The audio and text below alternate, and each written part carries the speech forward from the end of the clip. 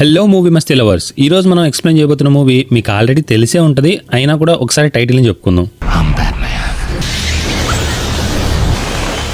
ఇది one of the most requested movie మన ఛానల్లో. అండ్ దీంతో పాటు next upcoming 2 videos Dark Knight and Dark Knight Rises ఉంటాయి, ఎందుకంటే ఇది మన నోలాన్ మావ ట్రయాలజీ.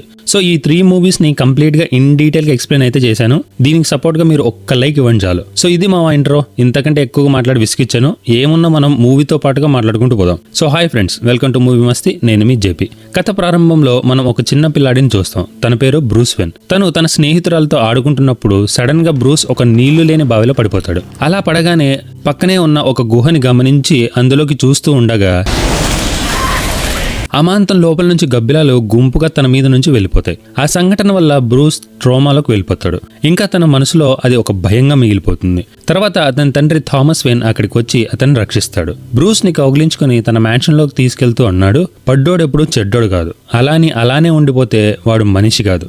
థామస్ వెన్ ఒక గొప్ప వైద్యుడు, ఇంకా ఫిలాంథ్రఫిస్ట్ అంటే పరోపకారి. ఇతరులకు దాన ధర్మాలు చేస్తూ సొసైటీలో తనకంటూ గొప్ప పేరు ప్రఖ్యాతులు సంపాదించుకున్నాడు. ఇంకా గౌతమ్ నగరంలో అత్యంత గౌరవనీయమైన మనిషి. ఈ గౌతమ్ సిటీని వెయిన్ ఫ్యామిలీని నిర్మించి ఉంటది. లైక్ బ్రూస్ వెయిన్ వాళ్ళ తాత ముత్తాతలు కలిసి అక్కడ ఇండస్ట్రీస్, హాస్పిటల్స్ ఇలా ఒక్కొక్క కట్టడంతో మొత్తం సిటీని డెవలప్ చేసి ఉంటారు. తర్వాత అది థామస్ చేతిలోకి వచ్చింది. అయితే థామస్ కి మాత్రం ఒక కళ ఉంటది, గౌతమ్ నగరాన్ని మంచిగా మార్చాలి అని. అందుకే ఆయన వెయిన్ ఎంటర్ప్రైజెస్ ద్వారా ఒక ప్రత్యేక ట్రైన్ రూట్ లైక్ ఒక మెట్రో లాంటిది నిర్మిస్తాడు, పేదలకి ఇంకా ధనవంతులకి అనుకూలంగా ఉండేలా. ఓ రోజు బ్రూస్ తన తల్లిదండ్రులతో కలిసి ఒక ఒపేరా థియేటర్కి వెళ్తాడు. అక్కడ ఒక నాటకం జరుగుతూ ఉంటది, కానీ ఆ నాటకంలో బ్యాట్స్ కనిపిస్తాయి. అది చూసిన బ్రూస్ మనసులో భయం మళ్ళీ స్టార్ట్ అవుతుంది. చాలా వరకు అన్కంఫర్టబుల్ గా ఫీల్ అవుతూ తండ్రితో అన్నాడు, నాకు నచ్చడం లేదు, మనం బయటికి వెళ్ళిపోదాం అని అనగానే వెంటనే థామస్ తన భార్య మార్తా వైన్ తో కలిసి బయటకు వస్తారు. కానీ వారికి తెలియదు థామస్ అనుకున్నంత గొప్ప సిటీ కాదు గౌతమ్ అని.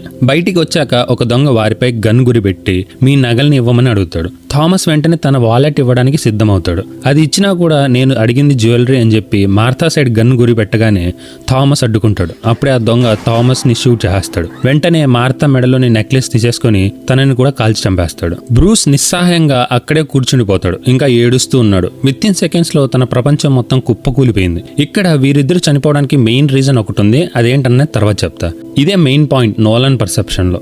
తర్వాత పోలీస్ స్టేషన్ లోకి సీన్ షిఫ్ట్ అవుతుంది. ఇక్కడే మనకి ఒక కొత్త పోలీస్ పరిచయం అవుతాడు. తన పేరు జేమ్స్.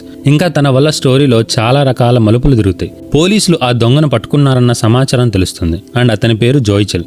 ఇదిలా ఉండగా థామస్ చాలా డబ్బున్న వ్యక్తి కావడం వల్ల సిటీలోని పెద్ద పెద్ద వ్యక్తులు ఫ్యూనరల్ కి అటెండ్ అవుతారు. అప్పుడే అక్కడికి ఆల్ఫ్రెడ్ వస్తాడు. తను వెయిన్ ఫ్యామిలీకి గుమస్తాగా ఉంటాడు. ఇంకా బ్రూస్ ని దగ్గరికి తీసుకోగానే దానికి బ్రూస్, తప్పంతా నాదే, నేను వెళ్దామని చెప్పకపోతే వారు బ్రతికే ఉండేవారు అని అంటాడు. అప్పుడు ఆల్ఫ్రెడ్ అన్నాడు, ఇది ముమ్మాటికి నీ తప్పు కాదు మాస్టర్ బ్రూస్, నీ తల్లిదండ్రులు మంచి మనుషులు, విధి ఎవరిని ఎలా తీసుకెళ్తుందో మనకు తెలియదు, దీని విషయమై నిన్ను నువ్వు తప్పుగా అనుకోవద్దు, వారు గర్వపడేలా చేయడం నీ బాధ్యత అని ధైర్యం చెప్తాడు. నెక్స్ట్ బ్రూస్ పై చదువుల కోసం బయటికి వెళ్ళిపోతాడు. తర్వాత 14 సంవత్సరాలు గడిచిపోతుంది. ఇంకా బ్రూస్ ఇంటికి తిరిగి వచ్చాక అందరూ తను హాలిడేకి వచ్చాడని అనుకుంటారు. అప్పుడే ఒక అమ్మాయిని చూస్తాం. తన పేరు రేచల్. ఇంకా రేచల్ ఒక షాకింగ్ విషయం చెప్తుంది. ఆ దొంగ ఈ రోజు జైలు నుంచి రిలీజ్ అవబోతున్నాడు, అది కూడా ఫాల్కోనీకి విరుద్ధంగా సాక్ష్యం చెప్తానన్నందుకు అని చెప్పగానే బ్రూస్ కి పిచ్చెక్కేసింది. తన తల్లిదండ్రులను చంపిన హంతకుడు బయటకు వస్తున్నాడంటే కోపం తట్టుకోలేకపోతున్నాడు. తర్వాత రోజున కోర్టులో తన గురించిన హీరింగ్ జరుగుతూ ఉంటుంది. కోర్టు రూమ్ లో దొంగ వైపున లాయర్ అన్నాడు, ఈ వ్యక్తి 14 సంవత్సరాల క్రితం మిస్టర్ థామస్ వెన్ ఇంకా వారి భార్య మార్తా వెన్ల హత్యకు పూర్తి బాధ్యత వహించి తన శిక్షను అనుభవిస్తున్నాడు. అయితే ఇప్పుడు మనకు ఒక ముఖ్యమైన ఇన్వెస్టిగేషన్ లో సహాయం చేయడానికి ముందుకొచ్చాడు. అందుమూలంగా తన పిటిషన్ ని కన్సిడరేషన్ లోకి తీసుకుని తనని విడుదల చేయమని కోరాడు. ఇదంతా చూస్తున్న బ్రూస్ కి బీపీ పీక్స్ లోకి వెళ్తోంది. ఇంకా ఆ కోపం తట్టుకోలేక కోర్టులోంచి బయటకు వచ్చేస్తాడు. ఇంకా తను ఒక నిర్ణయం తీసుకున్నాడు, ఎలా అయినా సరే ఆ దొంగని చంపేయాలి అని. ఇదే ప్లాన్ తో తన దగ్గర ఉన్న ఒక చిన్న పిస్తోల్ ని తన గ్లౌస్ లో పెట్టుకుని దొంగని చంపడం కోసమని వెళ్తూ ఉండగా సడన్ గా ఎవరో గుర్తు తెలియని మనిషి ఒకరు వచ్చి ఆ దొంగని షూట్ చేసి అక్కడికక్కడే హతమార్చేశారు. ఆ దొంగని చంపింది ఫాల్కోనీ అసాసిన్, ఎందుకంటే ఆ దొంగ టెస్టిమోనీ ఇస్తాను అని అన్నాడు. బ్రూస్ ఇది చూసి షాక్ లో ఉండిపోతాడు. అప్పుడే రేచల్ అక్కడికి చేరి బ్రూస్ ని తీసుకుని అక్కడి నుంచి వెళ్ళిపోతుంది. అలా వెళ్తూ ఉండగా రేచల్ బ్రూస్ కి ఒరిజినల్ గౌతమ్ సిటీని చూపిద్దామని చెప్పి తనని ఒక ఏరియాలోకి తీసుకుని వెళ్ళగానే ఆ ఏరియా మొత్తం క్రిమినల్స్, గ్యాంగ్స్టర్స్, రౌడీస్ తో ఇంకా మత్తు పదార్థాలకు బానిసలుగా మారిపోయిన మనుషులతో చాలా దారుణంగా ఉంటుంది. అప్పుడే బ్రూస్ రేచల్ తో తన దగ్గర ఉన్న గన్ ని చూపించి ఆ దొంగని నేను చంపాలని అనుకున్నాను, కానీ ఇంకెవరో చంపారని చెప్పగానే రేచల్ బ్రూస్ గుయ్యమనేలా చంప పగలగొడుతుంది. మీ నాన్న సిగ్గుపడేలా చేశామని అనగానే వెంటనే బ్రూస్ కార్ దిగి ఒక నది ఒడ్డున వచ్చి తన దగ్గర ఉన్న గన్ను తీసి కాసేపు అలా చూస్తూ ఉంటాడు. నిజానికి ఇది ఒక సింబాలిక్ అని చెప్పొచ్చు. ఎలా అంటే బ్రూస్ తండ్రి థామస్ చాలా మంచి వ్యక్తి అండ్ ఆ మంచితనాన్ని చంపింది వాళ్ళు నిర్మించిన గోథమ్ సిటీలోని కరప్షన్, అదే దొంగ రూపం. సో బ్రూస్ దొంగని చంపితే తను కూడా క్రిమినల్ అవుతాడు, సేవియర్ అవ్వడు. అందుకు బ్రూస్ ఈ కరప్షన్ ని క్లియర్ చేయాలంటే అది క్రిమినల్ గా కాదు అని డిసైడ్ అయ్యి తన దగ్గర ఉన్న ఆ గన్నుని నీళ్ళలోకి విసిరేస్తాడు. ఇక్కడితో బ్రూస్ వెయిన్ చనిపోయి బ్యాట్మాన్ గా జన్మిస్తాడు. ఇక్కడ నుంచి స్టోరీ పీక్ లెవెల్లోకి వెళ్తుంది. దీని తర్వాత బ్రూస్ ఒక లొకేషన్ లోకి వస్తాడు. అక్కడే మనం ఫాల్కోనీని చూస్తాం. బ్రూస్ అక్కడికి రాగానే ఫాల్కోనీ మనుషులు తనని చెక్ చేసి అక్కడ కూర్చోబెడతారు. ఫాల్కోనీ గన్ తీసి తనకి గురిపెట్టి కనీసం గన్ను కూడా తెచ్చుకోకుండా వచ్చావు, ఏంటి నన్ను చంపుదామనే అని వెటకారంగా మాట్లాడతాడు. ఒకసారి చుట్టూ చూడు, చూసావా జడ్జిలు, లాయర్లు, పోలీసులు ఇలా సిటీలోని ప్రతి పెద్ద తల నా గుప్పెట్లో పట్టుకున్నాను. ఇంకా నువ్వు నా వ్యతిరేకంగా ఏం చేయగలవరా అని బ్రూస్ ని బూతులు తిడుతూ అవమానిస్తున్నాడు. అంతేకాకుండా అతని తల్లిదండ్రుల్ని కూడా తక్కువ చేసి మాట్లాడగానే బ్రూస్ కోపం కట్టలు తెంచుకుంటుంది. కానీ ఏం చేయలేని పరిస్థితిలో అలానే కూర్చుండిపోతాడు. అప్పుడే ఫాల్కోనీ కొంచెం కూడా చీము నెత్తురు లేని ఫ్యామిలీ రమీది, నీకు దమ్ము ధైర్యం ఉంటే డైరెక్ట్ గా నాతో తలపడేలా చూడు, లేదా అన్ని మూసుకొని ఈ సిటీ నుంచి ఎవరికి కనబడకుండా పారిపో అని చెప్పి తన సహచరులతో బ్రూస్ ని బయటికి విసిరేస్తాడు. ఆ మాటలు విన్న బ్రూస్ ఒక విచిత్రమైన నిర్ణయాన్ని తీసుకుంటాడు. ఇందాక ధైర్యం గురించి ఫాల్కోనీ అన్నాడు కదా, ఆ ధైర్యం ఎలా ఉంటుందో తెలుసుకోవాలి అని అనుకుంటాడు. అలానే తనలోని భయాల నుండి ఎలా తప్పించుకోవాలో నేర్చుకోవాలని డిసైడ్ అయ్యి ఒక బోట్ ఎక్కి సిటీ నుంచి పారిపోతాడు. అలా వేరే ప్రపంచానికి చేరుకోగానే అక్కడ క్రిమినల్స్ ఎలా ఉంటారు, వారి ఆలోచన ఎలా ఉంటుంది, దొంగతనాలు చేస్తే ఆ ఫీల్ ఎలా ఉంటుంది, ఆ భావాలన్నీ నేర్చుకోవాలని ఒక్కొక్కటి చేసుకుంటూ తనని తాను ఒక క్రిమినల్ గా మలుచుకుంటాడు. కానీ అవన్నీ ఎక్స్పీరియన్స్ కోసం మాత్రమే చేస్తాడు. తను క్రిమినల్ గా మారడు. చాలా సంవత్సరాల పాటు బయట లోకంలో ఒక క్రిమినల్ గా జీవిస్తూ తిరుగుతూ ఉంటాడు. ఒకసారి తను ఒక టీంతో కలిసి దొంగతనం చేస్తూ ఉండగా పోలీసులు అతన్ని పట్టుకుంటారు. అతన్ని జైల్లోకి వేస్తారు. ఆ జైల్లో చాలా వరకు పెట్టి క్రిమినల్స్ అంటే చిన్న చిత్కా దొంగతనాలు చేసి జైలుకి వచ్చిన వాళ్ళు ఉంటారు. ఒక రోజున కొంతమంది ఖైదీలు అతనిపై దాడి చేయడానికి నిర్ణయించుకుంటారు. అలా భోజనం చేసే టైంలో 6 ఖైదీలు బ్రూస్ పై దాడి చేస్తారు. బ్రూస్ అందరినీ చితకబాదుతాడు. అప్పుడే అక్కడికి వచ్చిన పోలీసులు ఖైదీని కాకుండా బ్రూస్ ని బందీగా తీసుకెళ్తారు. అదే టైంలో బ్రూస్ వారితో, తప్పు వాళ్ళు చేస్తే నన్నెందుకు లాక్కెళ్తున్నారు, వారి నుండి నన్ను మీరు కాపాడాలి కదా అని అంటే అందుకు ఆ పోలీస్, మేము ఆ ఖైదీలను కాపాడుతున్నాం నీ నుంచి అని అన్నాడు. ఫస్ట్ లో ఈ డైలాగ్ నాకు కూడా అర్థం కాలేదు. తర్వాత ఆలోచించి చూస్తే బ్రూస్ అప్పటికే చాలా వరకు ఫైటింగ్ స్కిల్స్ ని నేర్చుకుని ఉన్నాడు. ఇంకా భయం అన్నది లేకుండా పోయింది. ఆవేశంతో కొట్టేవాడిని అంచనా వేయచ్చు, కానీ ఆలోచించి కొట్టేవాడి దెబ్బ చాలా స్ట్రాంగ్ గా ఉంటుంది. అక్కడ క్రిమినల్స్ అంతా ఆలోచన లేని వాళ్ళు, కానీ బ్రూస్ కంప్లీట్ గా కాన్షియస్ తో ఉన్నాడు. అందుకే తనని లాక్కెళ్లారు. ఇంకా తనని ఒక సెల్లులోకి పడేస్తారు.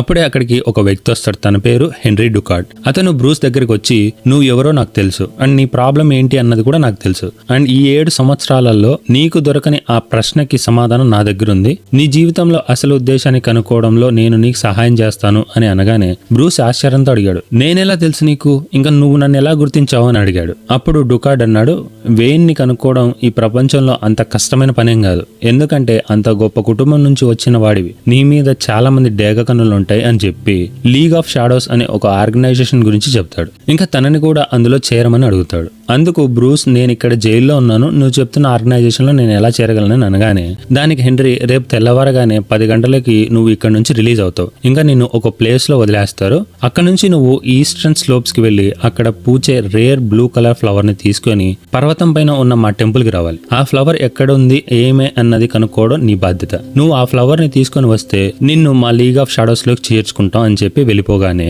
నెక్స్ట్ సీన్ లో బ్రూస్ ని ఒక నిర్మానుష్యమైన ప్రదేశంలో పడేస్తారు. అయితే ఈ పువ్వు ఎందుకు తీసుకొని రావాలి అన్న దానికి కూడా ఒక సింబాలిక్ మీనింగ్ ఉంది అండ్ ఇది నిజానికి తనకి పెట్టే ఫస్ట్ టెస్ట్. ఆ ఫ్లవర్ ఎక్కడ దొరుకుతుందో కనుక్కోవడం చాలా కష్టం. ఇంకా ఆ ఫ్లవర్ ని చేరుకోవడం కోసం ఎన్నో భయాలను ఎదుర్కోవాల్సి ఉంటుంది. ఆ పువ్వు కోసం పడే కష్టమే బ్రూస్ యొక్క ఫస్ట్ లెసన్, అదే డిసిప్లిన్. ఆ కారణంగానే హెన్రీ ఫ్లవర్ ని తీసుకొని రావాలని బ్రూస్ కి చెప్తాడు. అలానే బ్రూస్ ఆ ఫ్లవర్ ని తీసుకొని కొండపైన ఉన్న టెంపుల్ కి చేరుకుంటాడు. అక్కడ పెద్ద పెద్ద డోర్స్ ఉంటాయి, వాటిని ఓపెన్ చేస్తాడు. ఇక్కడ నుంచి తన భయాలను ఎదుర్కొని తన జీవితపు లక్ష్యాన్ని చేరుకునే తలుపులు తెలుసుకున్నాయి. అప్పుడే అక్కడ ఒక వ్యక్తిని చూస్తాం. తన పేరు రాస్ ఎల్గల్. ఇంకా తన సహచరులు తనని చుట్టుముట్టగానే టెన్షన్ తో బ్రూస్ దిక్కులు చూస్తూ ఉంటాడు. అప్పుడే హెన్రీ ప్రత్యక్షమవుతాడు. వెంటనే ఒక సహచరుడు బ్రూస్ వచ్చిన డోర్ ని క్లోజ్ చేస్తాడు. లైక్ ఆ క్రిమినల్ లైఫ్ ఘట్టం ముగిసింది అని సింబాలిక్ గా చెప్పడం. ఇక్కడ నుండి బ్రూస్ ట్రైనింగ్ స్టార్ట్ అవుతుంది. చాలా కష్టతరమైన ట్రైనింగ్స్ ఇస్తూ తనని చాలా స్ట్రాంగ్ గా చేయడానికి విశ్వ ప్రయత్నాలు చేస్తారు. అలా ఒక రోజున హెన్రీ తన సామర్థ్యాలు తెలుసుకోవడం కోసం 1-on-1 ఫైట్ ని స్టార్ట్ చేస్తాడు. చేస్తాడు. ఈ ఫైట్ లో సరౌండింగ్స్ మీద ఫోకస్ మిస్ అవ్వకూడదన్న లెసన్ నేర్చుకుంటాడు. ఇలా ప్రతి ఒక్క సిచ్యువేషన్ ని ఫేస్ చేస్తూ అన్ని నేర్చుకున్నాక చివరి ఘట్టానికి వస్తారు. అదే League of Shadows, how to disappear, మాయమైపోవడం ఎలా. ఇలా మాట్లాడుకుంటూ బ్రూస్ కి ఒక ధూపం ఇస్తాడు అండ్ ఇది పీల్చమని చెప్తాడు. అది పీల్చగానే తన కళ్ళు ఏదోలా అయిపోతాయి. ఇంకా సడన్ గా బ్యాట్స్ కనిపిస్తున్నాయి. అప్పుడే హెన్రీ అన్నాడు ఫైట్ విత్ యువర్ ఫియర్స్ అని. హెన్రీ అక్కడి నుంచి వెళ్ళిపోగానే కొంతమంది నింజాస్ అక్కడికి వచ్చేసారు. ఇప్పుడు బ్రూస్ హెన్రీ నుంచి తప్పించుకోవడమే చివరి ఘట్టం. ఎట్టకేలకు ఆ ఘట్టంలో విజయం సాధిస్తాడు. దీంతో ఇంప్రెస్ అయిన రాస్ తనని టీంలోకి చేర్చుకోవడానికి సిద్ధమవుతాడు. అయితే ఇక్కడే ఒక ట్విస్ట్ వచ్చి పడింది. అదేంటంటే తను ఒక హంతకుడిని చంపాలి. కానీ బ్రూస్ మెయిన్ అజెండా క్రిమినల్ కాకోకుండా క్రైమ్ ని తగ్గించాలి అన్నది. హెన్రీతో కూడా అదే చెప్తాడు. కానీ గల్ మాత్రం నువ్వు ఈ మనిషిని హతమారిస్తేనే లీగ్ ఆఫ్ షాడోస్ లో చేరగలవు అని అనగానే అప్పుడే బ్రూస్ కి ఒక భయంకరమైన నిజం తెలుస్తుంది. అదేంటంటే ఈ లీగ్ ఆఫ్ షాడోస్ టీం పెద్ద పెద్ద సిటీస్ ని టార్గెట్ చేస్తారు అండ్ ఫుల్లీ కరప్టెడ్ పీపుల్ ని జాలి, దయ, కరుణ ఏదీ లేకోకుండా నిర్దాక్షిణ్యంగా వాళ్ళని చంపేస్తారు అని. ఇది తెలిసిన బ్రూస్ కి ఈ టీం ఆలోచన కరెక్టే, కానీ మైండ్ సెట్ కరెక్ట్ కాదు అని అనిపించింది. కరప్షన్ లేకుండా చేయడం ఫైన్, అలా అని మనిషిని చంపడం కరెక్ట్ కాదు. వెంటనే ఆ టెంపుల్ కి నిప్పు పెట్టేస్తాడు. ఎందుకంటే ఆ టెంపుల్ ఉంటే ఇలాంటి వాళ్ళు ఇంకా ఇంకా పుడతారు. అండ్ అదే క్రమంలో గల్తో కూడా గొడవ పడతాడు.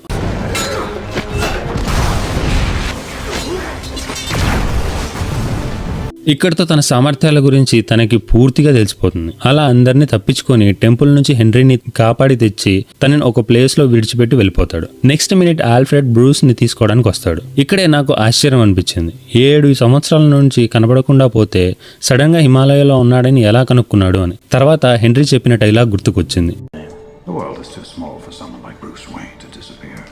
బ్రూస్ వేన్ లాంటి గొప్ప వాళ్ళకి ఈ ప్రపంచం చాలా చిన్నది అని. ఇక్కడితో మైండ్ ని కంట్రోల్ పెట్టుకోవడం నేర్చుకుంటాడు. తర్వాత ఆల్ఫ్రెడ్ తో ఫ్లైట్ లో వెళ్తూ ఉండగా తనకొక నమ్మలేని నిజాన్ని చెప్తాడు. బ్రూస్ చనిపోయాడు అనుకుంటోంది గౌతమ్ సిటీ మొత్తం అని. ఇంకా మీ షేర్స్ ని, కంపెనీని కూడా చాలా మంది అధికారులు పాలిస్తూ ఉన్నారు అని చెప్పగానే ఇది విన్న బ్రూస్ కి అర్థమవుతుంది. గౌతమ్ నగరం ఇప్పుడు పూర్తిగా కరప్ట్ అయిపోయింది, నేరాలతో నిండిపోయింది అని. అండ్ ఇప్పుడు అల్లకల్లంగా ఉన్న ఈ సిటీని ఎలా అయినా కంట్రోల్లోకి తీసుకొని రావాలని సంకల్పం చేసుకొని నేనే ఈ నగరాన్ని శుభ్రపరచాలనుకుంటున్నాను, కానీ ఈ ఫేస్ తో కాదు, నేను కంప్లీట్ గా షాడోలా ఉండాలి, ఇంకా ఆ షాడోని యూజ్ చేసుకుని ఈ అగత్యాలని ఆపాలి అని అన్నాడు. సరే అని చెప్పి ఆల్ఫ్రెడ్ నిద్రపోతాడు. నెక్స్ట్ డే బ్రూస్ ఆ సిటీలో జరుగుతున్న ప్రతి విషయం గురించి రీసెర్చ్ చేస్తూ రూమ్ లో కూర్చుని ఉండగా సడన్ గా ఏదో శబ్దం వినిపించింది. తన రూమ్ లో ఒక గబ్బిలం ఉందని గమనిస్తాడు. అది చూసిన ఆల్ఫ్రెడ్ అన్నాడు ఈ బిల్డింగ్ కింద ఒక గుహ ఉంది, అయితే అంత కింద నుండి ఈ గబ్బిలం ఇంట్లోకి ఎలా వస్తున్నాయో అని అనగానే వెంటనే బ్రూస్ తన చైల్డ్హుడ్ ని గుర్తు చేసుకుని ఆ గుహని ఓపెన్ చేస్తాడు. ఇంకా మెల్లగా లోపలికి వెళ్ళాక ఆ గుహ నుంచి ఒక స్వరంగాన్ని చూస్తాడు. బ్యాట్స్ అక్కడి నుంచి వచ్చాయి కదా, ఆ భయాన్ని ఎదుర్కోవాలని చెప్పి అందులోకి వెళ్తాడు. ఆ గుహ లోపల మరొక ప్రపంచమే ఉంటుంది. అలా లోపల తన నెక్స్ట్ మిషన్ కోసం రెడీ చేసుకోవడానికి తనకంటూ ఒక ప్రపంచం దొరికిందని చెప్పగానే ఆల్ఫ్రెడ్ ఇది మీ తాతగారు కట్టించిన గుహ, అప్పట్లో వరల్డ్ వార్ నుంచి తప్పించుకొని సైనికులు ఇక్కడ తలదాచుకునేయడం కోసం నిర్మించారు అని అన్నాడు. అప్పుడే పైన ఏముందో చూడాలని బ్రూస్ లైట్ వేయగానే అక్కడున్న బ్యాట్స్ అన్ని లేసి ఒక్కసారిగా బ్రూస్ ని చుట్టుముట్టాయి.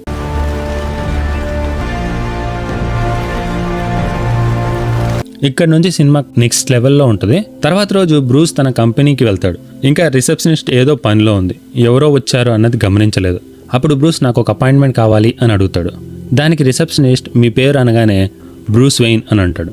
వెంటనే రిసెప్షనిస్ట్ నోరు తెరుచుకొని తనని చూస్తూ లేచి నిల్చుంటది. అప్పుడే మనం ఒక క్యారెక్టర్ని చూస్తాం, తన పేరు విలియం. తను రిసెప్షనిస్ట్ ఫోన్ ఆన్సర్ చేయడం లేదని బయటికి రాగానే బ్రూస్ ని చూసి షాక్ అయిపోతాడు. ఇంకా అదే షాక్ లో నువ్వు చచ్చిపోలేదా అని అంటాడు. దానికి బ్రూస్ డిసప్పాయింట్ చేసినట్టున్నానే అని అన్నాడు. అప్పుడు విలియం తనని లోపలికి తీసుకెళ్లి కంపెనీ హ్యాండ్ ఓవర్ చేసుకుంటున్నావా అని అడిగితే దానికి బ్రూస్ లేదు, నేను ఒక చిన్న పని మీద ఉన్నాను, సో నాకు ఉపయోగపడే పనిని ఇవ్వండి అని చెప్తాడు. అప్పుడు విలియం సరే మన కంపెనీలో ఒక స్పెషల్ డిపార్ట్మెంట్ ఉంది, అక్కడికి వెళ్ళి ఆ డిపార్ట్మెంట్ ని చూసుకో అని చెప్పి తనని అక్కడికి పంపిస్తాడు. ఇక్కడ మనకి ఒక మెయిన్ అండ్ ఇంపార్టెంట్ క్యారెక్టర్ పరిచయం అవుతుంది. తన పేరు లూసియస్ ఫాక్స్. తను బ్రూస్ తో ఈ డిపార్ట్మెంట్ లో నేను చాలా కాలంగా ఉన్నాను, ఇక్కడ మోస్ట్ అడ్వాన్స్డ్ టెక్ కి సంబంధించిన వస్తువులు తయారు చేస్తామని చెప్తాడు. బ్రూస్ కి ఇది విన్నాక చాలా ఎక్సైటింగ్ అనిపిస్తుంది. వెంటనే అక్కడ పరికరాలను చూడాలని అనుకుంటాడు. అప్పుడు ఫాక్స్ తను చేసినవన్నీ చూపిస్తూ ఉంటాడు.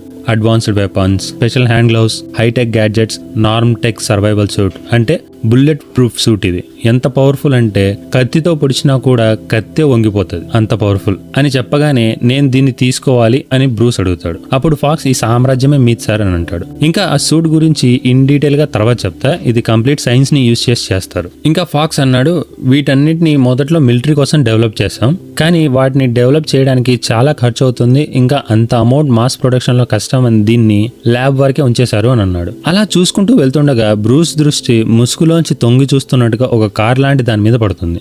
అది చూసిన ఫాక్స్ తప్పకుండా దాన్ని ట్రై చేయకూడదు అని అనగానే బ్రూస్ దాన్ని టెస్ట్కి తీసుకెళ్తాడు. దాని పర్ఫార్మెన్స్ చూడగానే షాక్ అయిపోతాడు. ఇది సాధారణమైన కార్ కాదు, ఒక పెద్ద ట్యాంక్ లా దూసుకెళ్లే మిషన్. దాని పేరు టంబ్లర్. లూసియస్ ఫాక్స్ చిరునవ్వు నవ్వుతూ ఇది నిజానికి మిలిటరీ పర్పస్ కోసం డిజైన్ చేయబడింది బ్రూస్. నీటిలో, బ్లాక్ టెరైన్స్ లో, ఇంకా నీకు ఎలా అనుకూలంగా కావాలంటే అలా దూసుకెళ్లిపోతుంది. కానీ ఒక ప్రాబ్లం ఉంది. అదేంటంటే ఇప్పటి వరకు దీనికి అఫీషియల్ అప్రూవల్స్ రాలేదు అని అన్నాడు. ఇంకా చివరిగా this baby works fine, what do you think Bruce అని అనగానే కళ్ళల్లో మెరుపు, ఆనందం, ఇంకా ఎంతో ఎక్సైట్మెంట్ తో బ్రూస్ అన్నాడు, సింపుల్ ఎట్ పవర్ఫుల్ గా ఉంటది ఈ లైన్. తర్వాత బ్రూస్ ఆ సూట్ కి కావాల్సిన మరమ్మతులు చేస్తాడు. టెస్ట్ కోసమని వెళ్ళినప్పుడు సడన్ గా కొంతమంది అటాక్ చేస్తారు. అప్పుడే తనకి ఒక హైలీ ఇంపార్టెంట్ థింగ్ గుర్తుకొస్తుంది, అది ఎగరడం. ఎలా? వెంటనే ఫాక్స్ దగ్గరికి వెళ్తాడు. ఎగరాలనుకుంటున్నా పారాగ్లైడింగ్ కోసం అని చెప్పగానే ఫాక్స్ బ్రూస్ కి ఒక బ్లాక్ క్లాత్ చూపించి ఇది సాధారణమైన ఫ్యాబ్రిక్ కాదు బ్రూస్, ఇది మెమొరీ క్లాత్ అని అంటాడు. అంతేకాకుండా అది ఎలా పనిచేస్తుందో తనకి ఎక్స్ప్లెయిన్ చేస్తాడు. ఈ క్లాత్ నిజానికి మామూలుగా కనిపిస్తుంది, కానీ దీని మీద ఎలక్ట్రిక్ కరెంట్ పాస్ చేయగానే దాని మాలిక్యూల్స్ రీఅలైన్ అవుతాయి. సడన్ గా క్లాత్ స్ట్రాంగ్ గా మారిపోతుంది, ఎగ్జాక్ట్లీ లైక్ బ్యాట్ వింగ్స్ లాగా. సో దీనికోసమని బ్రూస్ గ్లౌస్ లో ఒక స్విచ్ ని పెట్టుకుంటాడు. ఎప్పుడైతే తన దగ్గర ఉన్న స్విచ్ ఆన్ చేస్తాడో అప్పుడు వెంటనే ఆ కేప్ గాల్లోకి లేస్తుంది. ఇప్పుడు ఇది జస్ట్ క్లాత్ లా కాకుండా ఇది ఒక గ్లైడర్ వింగ్ లాగా మారుతుంది. సో అలా మనోడు పైన నుంచి గ్లైడ్ చేసేప్పుడు గాలి కింద నుంచి తగలగానే ఆ కేప్ లిఫ్ట్ ని క్రియేట్ చేస్తుంది. దీంతో బ్రూస్ సిటీ మీదుగా గ్లైడ్ అయ్యే పవర్ వస్తుంది. అందుకే మనోడు ఇలా ఎగరడం చూస్తాం. So basically he doesn't fly like super man, he glide like a Batman. ఇప్పుడు అన్నీ సెట్ అయ్యాయి. ఇంకా దాని మీద చేయవలసిన మరమ్మతులు స్టార్ట్ చేస్తాడు. తర్వాత ఆ బాడీ మొత్తానికి కంప్లీట్గా బ్లాక్ పెయింట్ వేస్తూ ఉంటాడు, ఎందుకంటే హీ ఈజ్ ఎ షాడో. అప్పుడే బ్రూస్ ఒక వెల్డింగ్ వర్క్ చేసుకుంటూ ఉండగా అది చూసిన ఆల్ఫ్రెడ్ ఇదేంటి సార్ అని అడిగితే అప్పుడు బ్రూస్ అన్నాడు, నా అంతర్గత భయం ఈ బ్యాట్స్. సో నా భయాన్ని నా శక్తిగా మార్చుకునే సమయం వచ్చింది అని తను చేసిన ఆ బ్యాట్ని విసురుతాడు. ఇంకా చివరిగా బ్యాట్మ్యాన్ గా మారి గోథమ్ సిటీని కాపాడాలి. తర్వాత ఆ సూట్ వేసుకుని మొట్టమొదటిగా పోలీస్ స్టేషన్కి వెళ్తాడు. అది కూడా తన చిన్నప్పుడు చూసిన పోలీస్ ఆఫీసర్ జేమ్స్ దగ్గరికి. అక్కడికి వెళ్ళాక తన పాయింట్ బ్లాంక్ లో ఒక డివైస్ని పెడతాడు. జేమ్స్ మొదటగా షాక్ అవుతాడు, కానీ స్మార్ట్ గా స్పందిస్తూ I'm not your enemy, I'm your friend. అయితే నాకు కొంచెం సమాచారం కావాలి అని అంటాడు. దానికి బ్యాట్మ్యాన్ ఏం సమాచారం అని అనగానే అప్పుడు జేమ్స్, ఈ సిటీని నాశనం చేస్తున్నవాడు క్యారెమే ఫాల్కోని. ప్రతి నెల అతను గన్స్, డ్రగ్స్ ని స్మగ్లింగ్ చేస్తాడు. ఎందుకని తనని ఎవరు ఏం చేయలేకపోతున్నారు అని అన్నాడు. ఇది విన్న వెంటనే బ్యాట్మ్యాన్ అతను ఈ సిటీలోని లాయర్లు, పోలీసులు, జడ్జిలు ఇలా అందరినీ కొనేశాడు. అయితే ఇప్పుడు ఫాల్కోనీని అరెస్ట్ చేసేలా చేయాలంటే మనం జడ్జిలపై ప్రెషర్ పెట్టాలి. అలాగే ఈ కేసుని స్ట్రాంగ్ గా పుష్ చేయడానికి గవర్నమెంట్ లాయర్ అవసరం కూడా ఉంటుంది. నాకు తెలిసిన ఒక లాయర్ ఉన్నారు, వాళ్ళైతే కరెక్ట్ అని అంటాడు. అది ఇంకెవరో కాదు, అతని స్నేహితురాలు రేచల్. తను ఒక నిజాయితీ గల లాయర్. ఆమె ఎప్పటి నుంచో గోథమ్ సిటీలోని క్రైమ్ ని కంప్లీట్ గా అంతం చేయడానికి కంకణం కట్టుకొని పనిచేస్తూ ఉంటది. తర్వాత జేమ్స్, నువ్వు ఒక్కడివే పని చేస్తున్నావా అని అడిగితే అందుకు బ్యాట్మ్యాన్, ఇక్కడ నుంచి మన ఇద్దరం కలిసి అతన్ని ఎదుర్కొందాం, కేవలం మన ఇద్దరం మాత్రమే అని చెప్పి నెక్స్ట్ మినిట్ తను అక్కడి నుంచి తప్పించుకొని పారిపోతాడు. ఇక్కడ మీకు ఒక విషయం చెప్పాలి. ఇందాక జేమ్స్ పాయింట్ బ్లాంక్ లో ఒక డివైస్ ఉంచాడు కదా, ఇది నిజానికి గన్ కాదు. నోలన్ మావ కావాలని ఈ డీటెయిల్ని మనకి కనిపించేలా చేస్తాడు. ఇది ఒక గ్రాఫ్ని లిమిటర్. అంటే స్పైడర్ మ్యాన్కి వెబ్ ఎలా వస్తుందో అలా మనోడు సైన్స్ని యూజ్ చేసి ఒక మెకానికల్ గ్రాప్లింగ్ హుక్ లాంచర్ని రెడీ చేసుకుంటాడు. ఆ డివైస్తో ఒక షాట్ వేస్తే హుక్ పైకి వెళ్ళి భవనం మీద లాక్ అవుతుంది. ఆ తర్వాత మోటరైజ్డ్ కేబుల్ బ్యాట్మెన్ని పైకి లాక్కుంటుంది. మీకు ఇంకో డౌట్ రావచ్చు, అలా ఎలా హుక్ అవుతుంది మావా అని. అది నెక్స్ట్ సీన్స్లో చెప్తా, అక్కడైతే క్లియర్గా అర్థమవుతుంది. నిజానికి ఇది జేమ్స్ మీద యూజ్ చేయడానికి మెయిన్ రీజన్ కేవలం భయపెట్టడానికి. తర్వాత గౌతమ్ పోర్ట్లో అదే రోజు రాత్రిన చాలా పెద్ద షిప్మెంట్ జరుగుతూ ఉంటుంది. అండ్ ఆ షిప్మెంట్స్ లో ఒకటి ఫాల్కోన్. ఇదే విషయం 2 రాత్రులుగా బ్యాట్మెన్ ఆ డాగ్స్ ని అబ్జర్వ్ చేస్తూ ఒక రోజున కాఫీ షాప్ లో ఫాల్కోని ఇంకా ఫ్లాట్స్ మాట్లాడుతూ ఉండడం వింటాడు. అయితే తను ఎలా వింటాడు, తనకి ఇవన్నీ ఎలా వినిపిస్తున్నాయి అంత దూరం ఉన్నా కూడా అన్నదానికి తన దగ్గర ఒక వెల్ అడ్వాన్స్డ్ డివైస్ ఉంటుంది. దాని గురించి కూడా గ్రాఫ్నెల్ గురించి చెప్పినప్పుడు చెప్తాను, ఎందుకంటే అది గ్రాఫ్నెల్ తో లింక్ అయి ఉంటుంది. సో వారి మాటలు తెలుసుకున్న బ్రూస్ ఆ కంటైనర్లు ఉన్న చోటికి వచ్చి చూస్తాడు. ఆ కంటైనర్ మొత్తం డ్రగ్స్తో నిండిపోయి ఉన్నాయి. ఇంకా కొన్ని 100 కోట్ల డబ్బులు చేతులు మారుతోంది. ఆ ఆపరేషన్ ని దగ్గరుండి నడిపిస్తున్నది ఫాల్కోని. ఇదే మనోడికి గొప్ప ఛాన్స్ రెడ్ హ్యాండెడ్ గా పట్టించడానికి. అప్పుడే బ్యాట్మెన్ అక్కడికి వస్తాడు. చాలా నిశ్శబ్దంగా ఒక్కొక్కరిని ఎలిమినేట్ చేస్తాడు.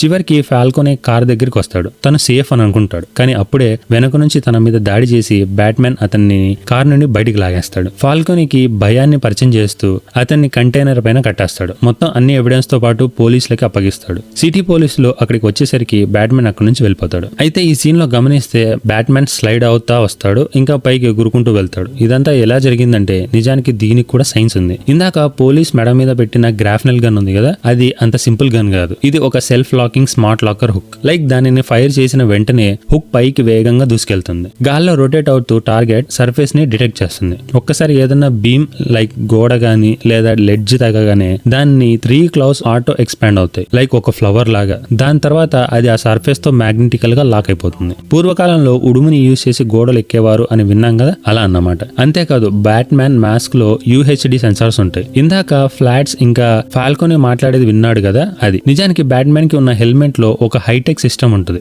దాన్ని UHD సెన్సార్స్ అంటారు, అంటే హెడ్స్ అప్ డిస్ప్లే. ఇది అతని కళ్ళ ముందు కనిపించే ఒక డిజిటల్ స్క్రీన్ లా ఉంటుంది. దాంతో distance, height, angle, targeting, locking అన్ని ఆటోమేటిక్ గా జరుగుతాయి. అలానే ఈ HUD సెన్సార్స్ కి గ్రాఫిల్ గన్ కనెక్ట్ అయ్యి ఉంటుంది, లైక్ బ్లూటూత్ లాగా. బ్యాట్మ్యాన్ ఎక్కడికైనా ఎక్కాలి అని అనుకున్నప్పుడు HUD ముందుగా సర్ఫేస్ ని స్కాన్ చేసి సరైన యాంకర్ పాయింట్ చూపిస్తుంది. అతను ఆ టార్గెట్ లాక్ చేస్తే గ్రాఫిల్ గన్ ఆ డేటాను సింక్ చేసుకుని అదే కోణంలో షూట్ అవుతుంది. తర్వాత హుక్ అటాచ్ అవగానే గ్రాఫ్నెల్ లోని సెన్సార్లు టెన్షన్ ఇంకా స్పీడ్ డేటాను HUD కి రిటర్న్ సిగ్నల్స్ గా పంపిస్తుంది. అలా HUD సెన్సార్స్ గైడ్ చేస్తూ ఉంటే గ్రాఫ్నెల్ ఎగ్జిక్యూట్ చేస్తూ ఉంటది. దాన్ని యూజ్ చేసుకుని బ్యాట్మ్యాన్ ఎంత చీకట్లో అయినా అంతే ఈజీగా ఎగిరిపోగలడు. ఇదే రియల్ సీక్రెట్ బ్యాట్మ్యాన్ ఎప్పుడు మిస్ అవ్వకుండా ఉండడానికి. ఎందుకంటే అతని ice and weapon talk to each other. తర్వాత పోలీసులు ఆ ప్రదేశాన్ని చేరుకుని అన్ని సాక్ష్యాలతో ఫాల్కోనీని అరెస్ట్ చేస్తారు. కానీ జైల్లో ఉండగా ఫాల్కోనీ తన చేతిని కోసుకుంటాడు, పిచ్చివాడిగా ప్రవర్తించడం స్టార్ట్ చేస్తాడు. అప్పుడే పోలీసులు ఒక సైకియాట్రిస్ట్ ని పిలిపిస్తారు. తన పేరు డాక్టర్ క్రేన్. ఫాల్కోనీ కావాలని ఈ డాక్టర్ ని పిలిపిస్తాడు, ఎందుకంటే తను కూడా తన టీం మెంబరే.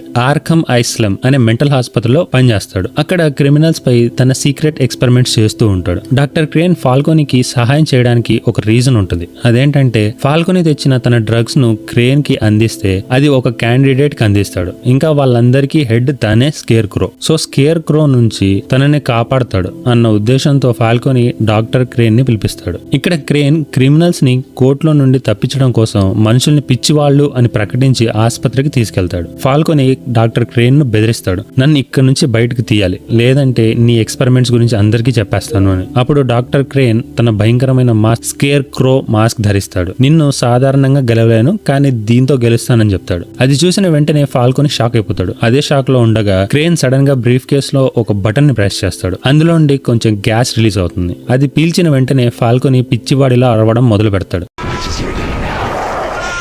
అప్పుడే ఒక పెద్ద ట్విస్ట్ రివీల్ అవుతుంది. ఇందాక ఒక హెడ్ ఉన్నాడు స్కేర్ క్రో అని అన్నాను కదా, అది ఇంకెవరో కాదు డాక్టర్ క్రేనే. అండ్ అతను ఒక సంస్థ కోసం పనిచేస్తున్నాడు. ఆ సంస్థ పేరు రాస్ అల్ గల్ యొక్క ఆర్గనైజేషన్, అదే లీగ్ ఆఫ్ షాడోస్ ఆర్గనైజేషన్. అక్కడే బ్రూస్ తన ట్రైనింగ్ కూడా తీసుకున్నాడు. ఇప్పుడు ఆ సంస్థ గాథమ్ సిటీని పూర్తిగా నాశనం చేయాలని ప్లాన్ చేసుకున్నది. ఇందాక డాక్టర్ క్రేన్ వాడిన గ్యాస్ పేరు ద ఫియర్ గ్యాస్. దాన్ని పీల్చిన వారు తమ కంటికి కనిపించే ప్రతిదానిని భయంకరమైన రూపంలో చూడడం ప్రారంభిస్తారు. అయితే ఈ ఫియర్ టాక్సిక్ అంటే ఏంటి, అసలు హెల్యూజినేషన్స్ ఎందుకు వస్తాయి, దీని వల్ల సిటీకి ఎలాంటి ప్రాబ్లం ఉంటుంది అన్నది ఫ్లోలో చెప్తారు. ఫాల్కోనీ ఆ గ్యాస్ ని పీల్చుకోగానే భయంతో కేకలు వేయడం ప్రారంభిస్తాడు. దీంతో పోలీసులు కూడా నమ్ముతారు ఫాల్కోనీ మెంటలోడ్ అయిపోయాడు అని. మరోపక్క బ్యాట్మ్యాన్ పట్టుకున్న డ్రగ్ కన్సైన్మెంట్ గురించి తెలుసుకోవాలని డిసైడ్ అవుతాడు. ఎందుకంటే ఇందాక పట్టుకున్న కన్సైన్మెంట్ కేవలం సగం మాత్రమే, మిగిలిన సగం ఎక్కడో దాచిపెట్టారు. అది కనుక్కోవాలని డిసైడ్ అయ్యి మళ్ళీ జేమ్స్ గార్డ్ దగ్గరకు వస్తాడు. అప్పుడు జేమ్స్, నాకు తెలిసిన ఒక వ్యక్తి ఉన్నాడు, అతనికి ఆ కన్సైన్మెంట్ ఎక్కడుందో తెలుసు, కానీ చెప్పడం లేదు అని అన్నాడు. అయితే నాకు చెప్తాడు అని చెప్పి బ్యాట్మ్యాన్ తన కోసమని వెళ్తాడు. అప్పుడే ఫ్లాష్ ఒక స్ట్రీట్ ఫుడ్ వాడి దగ్గర డబ్బులు దోచుకొని వెళ్తూ ఉండగా బ్యాట్మ్యాన్ ఫ్లాష్ ని పట్టుకొని వేలాడదీసి టార్చర్ చేస్తాడు. బిత్తిరిపోయిన ఫ్లాష్ ఆ డ్రగ్స్ లో సగం డాక్టర్ క్రేన్ దగ్గర ఉన్నాయి అని చెప్పగానే తనని పైన నుండి వదిలేస్తాడు. వెంటనే బ్యాట్మ్యాన్ ఆర్క్రమ్ అసలెంగి వెళ్తాడు. అక్కడే డాక్టర్ క్రేన్ ఉంటాడు. కానీ అతన్ని పట్టుకునే లోపే డాక్టర్ క్రేన్ తన స్కేర్ మాస్క్ వేసుకొని మాస్క్ లోంచి ఆ ఫియర్ టాక్సిక్ ని వదులుతాడు. బ్యాట్మ్యాన్ దాన్ని పీల్చగానే అతనికి హెల్యూజినేషన్స్ మొదలవుతాయి. చాలా దారుణమైన సిచ్యువేషన్ లో ఇరుక్కుపోతాడు. అతనికి భయంకరమైన దృశ్యాలు కనిపిస్తున్నాయి. చిన్నప్పుడు తల్లిదండ్రులు మరణం, చీకటి, గుహల్లోని బ్యాట్స్ అన్ని ఒక్కసారిగా అతని ముందు తిరుగుతున్నాయి. డాక్టర్ క్రేన్ ఆ అవకాశం తీసుకుని బ్యాట్మ్యాన్ కాస్ట్యూమ్ పై నిప్పు అంటిస్తాడు. అతను అగ్నిలో మునిగి కింద పడిపోతాడు. అప్పుడే ఆ సూట్ గురించి ఒక భయంకరమైన విషయం తెలుస్తుంది. ఈ సూట్ బుల్లెట్ ప్రూఫ్, వాటర్ ప్రూఫే కాదు, ఫైర్ ప్రూఫ్ కూడా. అందుకే కనీసం చిన్న గాయం కూడా ఉండదు. ఇంకా తన దగ్గర ఉన్న గ్రాఫ్నల్ సిగ్నల్తో టార్గెట్ చేసి రిలీజ్ చేయగానే హెచ్యుడి సెన్సార్స్ తనని పైకి లాగేస్తున్నాయి. ఇంకా వెంటనే ఆల్ఫ్రెడ్కి ఫోన్ చేయగానే తను వచ్చి తీసుకెళ్తాడు. ఎలాగోలా అక్కడి నుంచి తప్పించుకుంటాడు. కానీ 2 రోజుల తర్వాత మెలకువలోకి రాగానే ఫాక్స్ అక్కడికి వస్తాడు. ఇంకా తన పైన వినియోగించిన ఆ ఫియర్ టాక్సిన్ గురించి చెప్తాడు. నీ బ్లడ్ శాంపుల్స్ ని టెస్ట్ చేసినప్పుడు ఒక విషయం తెలిసింది. నీ మీద ప్రయోగించిన గ్యాస్ మెయిన్ గా అమైగ్డాల్ న్యూట్రల్ రిసెప్టర్స్ మీదనే జరుగుతుందని. అంటే స్కేర్ క్రో రూపొందించిన ఫియర్ టాక్సిక్ మన బ్రెయిన్ లోని అమిగ్దల అనే భాగంపై నేరుగా ప్రభావం చూపిస్తుంది. అదే మనలోని భయాలను నియంత్రించే కేంద్రం. ఒకవేళ మనం ఆ గ్యాస్ పీలిస్తే అది మన న్యూరో సిస్టమ్ ద్వారా బ్రెయిన్ లోకి వెళ్తుంది. అక్కడ డోపమిన్ అంటే మనలోని ఫీలింగ్స్ లైక్ హ్యాపీనెస్, బాధ లాంటివి,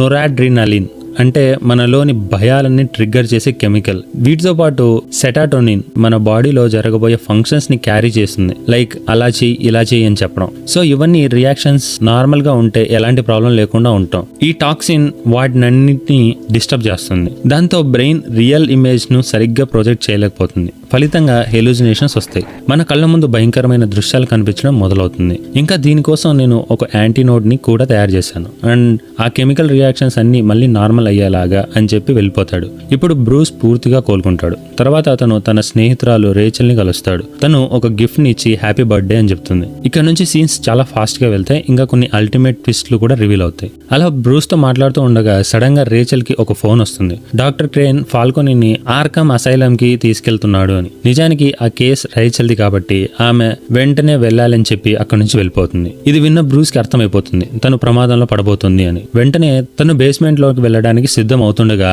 ఆల్ఫ్రెడ్ సాయంత్రానికి ఇంటికి రావాలి, గెస్ట్ లిస్ట్ పెద్దగా ఉంది అని చెప్తాడు. సరే నేను వచ్చే వరకు వాళ్ళని ఎంటర్టైన్ చేయని చెప్పి కిందకి వెళ్ళిపోగానే మరోపక్క డాక్టర్ క్రేన్ రేచల్ ని మాట్లాడిస్తూ బేస్మెంట్ కి తీసుకెళ్తాడు. అక్కడ సిచ్యువేషన్ చూసిన రేచల్ దిమ్మ తిరిగిపోతుంది. అక్కడ చాలా మంది ఆ ఫియర్ టాక్సిన్ డ్రగ్స్ తయారు చేస్తున్నారు. ఇంకా డాక్టర్ రేచల్ తో ఇవి Gotham city water pipe lines and ఆ డ్రగ్ ని మనోళ్ళు అందులో కలుపుతున్నారు. అంటే ఆ ఫియర్ టాక్సిన్ ఇప్పుడు నగరపు నీటిలో కలుస్తోంది అని వివరిస్తూ ఉండగా ఒక bad news Bruce vane towers లోకి వెళ్తుంది. అదేంటంటే మైక్రో ఎమిటర్ అనే శక్తివంతమైన యంత్రం ఒకటి దొంగలించబడింది అని. ఈ మోటార్ యొక్క ముఖ్య ఉద్దేశం నీటిని ఆవిరి చేయడం. అంటే నీటిలో కలిసిన టాక్సిన్ ని ఆవిరి చేసి గాలిలోకి వదిలితే మొత్తం గౌతమ్ సిటీ ఆ వాయువులో నిండిపోతుంది. దీంతో అందరూ హెల్యూసినేషన్స్ లోకి వెళ్ళిపోతారు. ఇంకా ఒకరినొకరు చంపుకుంటారు. అయితే ఇదంతా డాక్టర్ క్రేన్ ఒక్కడి పని కాదు. అతని వెనుక రాస్ ఎల్గెల్ ఉన్నాడు. అతను ఎవరు ఏంటి అన్నది తెలిసినప్పుడు షాక్ అవుతాం. అది నెక్స్ట్ సీన్స్ లో రివీల్ అవుతుంది. అలా కింద ఫ్లోర్ లోకి వచ్చాక క్రేన్ రేచల్ మీద కూడా అదే టాక్సిక్ ని రిలీజ్ చేస్తాడు. తను కూడా హెల్యూసినేషన్స్ లోకి వెళ్ళిపోతుంది. అప్పుడే బ్యాట్మెన్ అక్కడ చేరుకొని ఆ మెడిసిన్ ని క్రేన్ మీదకి వదిలి రేచల్ ని తీసుకుని అక్కడి నుంచి పారిపోతాడు. ఈ క్రమంలో ఆ బ్యాట్మెన్ దొంగ అన్నట్టుగా భావించి మొత్తం పోలీస్ బలగం తన వెంట పడుతోంది. అక్కడ తను ఒక ట్రిక్ ని ప్లే చేసి పోలీస్ నుంచి తప్పించుకుంటాడు. ఇంకా అప్పుడే టంబ్లర్ లో రేచల్ ని తీసుకుని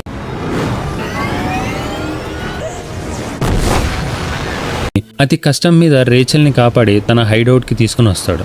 ఇంకా తనకి ఆ యాంటీనోడ్ ఇచ్చి తనని కాపాడతాడు. తర్వాత పైకి వచ్చి బ్రూస్ వేన్ అంటే బ్యాట్మెన్ నుంచి తన ప్లే బాయ్ ఇమేజ్ కొనసాగిస్తూ వాళ్ళ మ్యాన్షన్ లో జరుగుతున్న భారీ పార్టీకి అటెండ్ అవుతాడు. అప్పుడే ఆల్ఫ్రెడ్ ఈ ఇంటి పరువు కాపాడే బాధ్యత నీదే సార్ అని చెప్పగానే ఆలోచిస్తూ కిందకు వెళ్తాడు. అక్కడ చాలా పెద్ద పెద్ద గెస్ట్లు వచ్చి ఉంటారు. అందరినీ మాట్లాడిస్తుండగా ఫాక్స్ దగ్గరికి వెళ్ళి నీ యాంటీనోడ్ బాగా పనిచేసింది, అయితే అది నాకు పెద్ద మొత్తంలో కావాలి అని అంటాడు. దానికి ఫాక్స్ నన్ను పనిలోంచి తీసేశారు అని చెప్పగానే నీకు యాక్సెస్తో అవసరం లేదనుకుంటా అని ఫాక్స్ ఆ యాంటీనోడ్ ని రెడీ చేయడం కోసమని వెళ్ళిపోతాడు. అప్పుడే ఒక లేడీ వచ్చి బ్రూస్ నీకు ఒక గొప్ప వ్యక్తిని పరిచయం చేయాలి అని చెప్పి రాస్ ఎల్గెల్ అని అనగానే బ్రూస్ షాక్ అయిపోతాడు. ఒక వ్యక్తి వెనక్కి తిరగగానే తనని చూసి నువ్వు రాస్ కాదు, రాస్ ఆల్గెల్ ఎప్పుడో చనిపోయాడు అని చెప్పగానే వెంటనే వెనక నుంచి ఒక వాయిస్ వస్తుంది, రాస్ ఎల్గెల్ ఇమ్మోర్టల్ అని. అప్పుడే బ్రూస్ వెనక్కి తిరిగి చూస్తే దిమ్మ తిరిగిపోయింది. అది ఇంకెవరో కాదు, తనకి ట్రైనింగ్ ఇచ్చి షాడోలో చేసిన హెన్రీ డుకార్డ్ ఏకేఏ రాస్ ఎల్గెల్. నిజానికి చనిపోయింది అతని సహచరుడు. తర్వాత రాస్ నేను నీ గురువుని బ్రూస్, నీకు భయాన్ని జయించడం నేర్పించింది నేనే, కానీ ఇప్పుడు నువ్వు ఈ సిన్ సిటీని రక్షించాలనుకుంటున్నావు. ఈ సిటీ పూర్తిగా నాశనం అయిపోయింది, ఇంకా కంప్లీట్ గా కరప్షన్ తో నిండిపోయింది. దీన్ని నాశనం చేయడం తప్ప మరే శుద్ధి లేదు. ఇంకా నీ నగరాన్ని బ్రతికించడం ఎవరి తరం కాదు బ్యాట్మెన్ అని అనగానే బ్రూస్కి అర్థమైపోయింది సిచ్యువేషన్ అవుట్ ఆఫ్ కంట్రోల్లోకి వెళ్ళిపోయింది అని. వెంటనే గెస్ట్ అందరితో చాలా దారుణంగా బిహేవ్ చేసి అందరినీ అక్కడి నుంచి పంపించేస్తాడు. తర్వాత రాస్ మనుషులతో యుద్ధం జరుగుతుంది. ఇంకా తను విఫలమైపోతాడు. తర్వాత రాస్ ఎల్గెల్ బ్రూస్ వేన్ ఇంటికి నిప్పు పెట్టి నువ్వు నా ఇంటిని దహనం చేసావు, ఇప్పుడు నేను నీ ఇంటిని దహనం చేశాను, ఐ గెస్ వీఆర్ ఈవెన్ అని చెప్పి అక్కడి నుంచి వెళ్ళిపోతాడు. ఒక భారీ దుంగ కింద పడి బ్రూస్ మంటల్లో చిక్కుకుంటాడు. అప్పుడే అతన్ని కాపాడడం కోసం ఆల్ఫ్రెడ్ అక్కడికి వచ్చి ఒక సెటారికల్ లైన్ వేస్తాడు. ఇది విన్న వెంటనే రోషంతో ఆ దొంగని పక్కకు తోసి తన బేస్మెంట్ లోకి వస్తాడు. అదే సమయంలో రాసెల్ గల్ తన చివరి ప్లాన్ ను అమలు చేస్తాడు. అతని దగ్గర మైక్రో ఎమిటర్ ఉంది. అదే వేన్ ఎంటర్ప్రైజెస్ నుంచి దొంగలించబడింది. ఇప్పుడు రాస్ ప్లాన్ ఆ యంత్రాన్ని మోనో రైల్ అంటే ఆ మెట్రో రైల్లో పెట్టి వేన్ ఎంటర్ప్రైజెస్ బిల్డింగ్ లోకి తీసుకెళ్లడం. ఎందుకంటే ఆ బిల్డింగ్ లోనే మొత్తం Gotham city water supply plan ఉంటుంది. ఒక్కసారి ఆ యంత్రం అక్కడ ఆన్ చేస్తే నీటిలో కలిసిన టాక్సిన్ మొత్తం ఆవిరే గాల్లో కలుస్తుంది. మొత్తం నగరం అంతా అది పీల్చి పిచ్చిదానిలా మారిపోతుంది. ప్రజలను ఒకరొకరు చంపుకుంటారు. ఇదే రాస్ గల్ ప్లాన్. నెక్స్ట్ మినిట్ మొత్తం సిటీ అంతా ఆ ఎమిటర్ ని యూజ్ చేసి గ్యాస్ ని రిలీజ్ చేస్తాడు. ఇంకా నెక్స్ట్ లెవెల్ కి తీసుకెళ్లడం కోసం బ్రూస్ కట్టించిన ఆ ట్రైన్ ని యూజ్ చేయాలని అనుకుంటాడు. అప్పటికే ఆ గ్యాస్ ప్రభావం అందరి మీద స్టార్ట్ అయిపోయి ఉంటుంది. అందరూ హెల్యూసినేషన్స్ ని ఫీల్ అవుతున్నారు. ఈ సీన్ చూడడానికి చాలా భయంకరంగా ఉంటుంది. అప్పుడే ఆ సిటీ మేయర్ ఈ సిటీని కాపాడడం ఎవరి తరం కాదు అని అనగానే వెనక నుంచి టంబ్లర్ గాల్లో ఎగురుకుంటూ వస్తుంది.